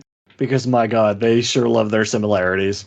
Yeah, I might have to make that like a next week thing. I have some other it won't movies be I still anytime need to too see. soon because I got the rest of this month planned, but we'll see. I got Bill, Mike and his plans. We'll work around it, guys. and I got Bill already tied up for 2 more movies this month in February that I got to do. So Two more? Not my fault. What's the second He one? said two? yeah, Blade Runner and Little Shop. Oh yeah, I forgot Little Shop. I haven't planned Yeah, Little Shop a date yet, but I'm going to try to get both of those done this month in February, and then I'll leave you alone for a little while. That's Ah, fine. he liked coming on our show. I do like coming onto your show. When And you then watch me, good Bill, me and you can movies. talk about Forrest Gump for 4 hours. Oh, fuck that. I'm not on that show. I'll do it. I mean, I'll do it. But I'm we kidding. have- we I have don't to- think I want to. I would listen to that episode. No, you just wouldn't. just to hear. No, you Mike wouldn't. Go okay, and I'll fast forward it. Okay, is Bill talking yet? You listen to one episode of the over 400 I've created. One. Don't feel bad. My wife doesn't listen to anything I do anyway either. She has not listened to a single episode of A Gamer Looks at 40. I recorded 2 episodes on other shows in the last month, and my wife listened to both of them. So I'm gonna throw Sure. that in your faces. She used to listen to my second podcast, my New Jersey Devils hockey show. By the way, can I actually say a quick thing as we finish up because this is related? I may release an episode of my old podcast for my patrons only because it is so cringe. Only those who actually pay me for my content are allowed to experience this. My 1 year, for an end of season show, the season that we had just experienced, New Jersey Devils hockey team, was remarkably similar in statistics to one that was 10 years previous. My co-host came to me with all these stats, like these stats almost line up exactly in a lot of different ways. So we did a Back to the Future episode where we basically did like a parody of this, and we went back into future, and there was sound effects, and we do the voices, and it was a half an hour basically like end of year special where we did basically the thing of back basically this. We had to go back in time because there was time paradoxes we had to fix, and I wrote the script. My friend came over from the city, and we spent 2 or 3 hours recording it, and it took 3 weeks to edit. It is cringy. There's a lot of cringe in there. A lot of cringe. I'll pay But for there's some that. good. There's a lot of cringe. So if I get more patrons, I will release this to my patrons only. The rest of the listening community cannot. And the good news is, It must go on YouTube. and the good news is for patrons, you only have to buy it like 1 month because then you get it, and then you can just cancel. And now you have for $2 me pretending to do a Doc Brown impersonation. Actually, I did not do I the am Doc curious Brown. though. My That's best friend good. did Doc Brown. It was it's pretty embarrassing. So I will de-pants myself for my patrons. You can just pay it once, $2, cancel it the next month, and then that's it. All right. Any last thing we should say before we go to Shelf Stacker Box? Apparently not. That was just a All cry right. I heard on the floor from my dog. Other than that, no. Okay, I'll go first. As a guy who came into this with no expectations, I had talked shit about this movie before on this podcast, I'm pretty sure. I'm putting this on the shelf. I really had a good time with this film. I mean, it was so nice to go into a movie with no expectations, but bad ones, and leave just happy to find out, hey, something actually holds up again. So I'm 2 for 2 from old movies that hold up. So, hey, that we recorded on the show. Jurassic Park, an old movie. It is old movie. It turned 30. 93. Yeah. How long? Yeah. I mean, 30s. More like, I mean, that's an old movie. It's not, old, but it's old, 30 years. So hold shut up. up, all you little kids. And then we'll be covering Blade Runner. Well, at the time you hear this, we already did cover Blade Runner. But I'll be watching Blade Runner soon. We'll see if that holds up from the You're 80s. on your own. Yeah, I know. I've never seen Blade Runner all the way through. But yeah, put this on the shelf. I really enjoyed it. What about you, Tiffany? On the shelf, definitely. On the shelf, definitely. like we said, there were some cringy moments, and it was definitely an 80s film, but I love this movie. I've loved it my whole life, and it'll go on the shelf. And what about you, Bill? This is an absolute shelf. I'm not going to restate what I just said, but it's I think last when we did Jurassic Park, I said that Jurassic Park's a movie I want to share with my son at some point. This is another movie I can't wait to share with him. And even though he doesn't know what 1985 is, he barely knows what last week is. He barely does. He'll understand like the high school things when he's older, right? He'll understand the relational kind of things. He'll just get what it is to be kind of that age. So I can't wait to again sit down with him. Son, we're going to watch Back to the Future, and him go, Dad, shut up already. Dad, please, let me watch your old movies. Good God, or whatever. Like, oh, God, what are they wearing, Dad? Oh, my God. Iron Man 7 is out, and Robert Downey Jr. is still doing the role in a wheelchair. We get it. It's fine. But so this is obviously a shelf, and let me just try to do the laugh here real quick. We'll try. I gotta say something funny, Michael K. Hughes. No, it's too late in the day for that. I've been up since 4. It's like a That's not like bad. right, kind of right. Yeah, listen, I'll work on it. I'll work on it. But yeah, this is a super shelf for sure. And what about you, Mike?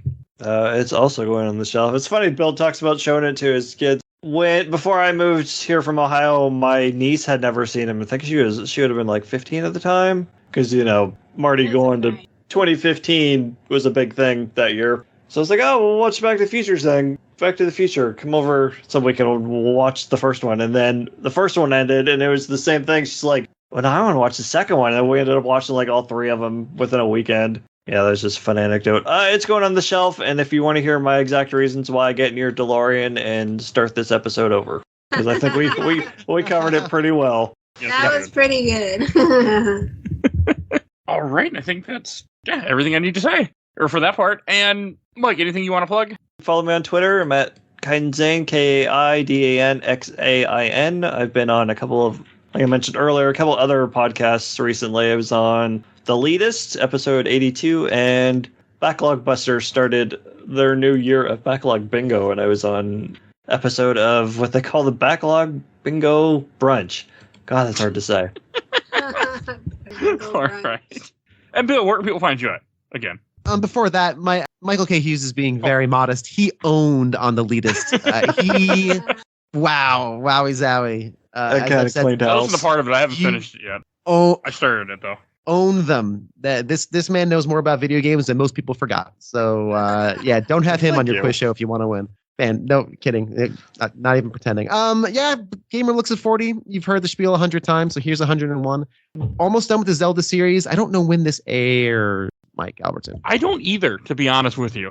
Fantastic. Well, if it's recorded now, so yeah. Well, if it's any time before like March 15th or so, this will most likely be March at this point. Now that it's okay. done. Well, if it's March, then the Zelda series is essentially done. I spent 6 months talking about Zelda. I shall talk about it no more.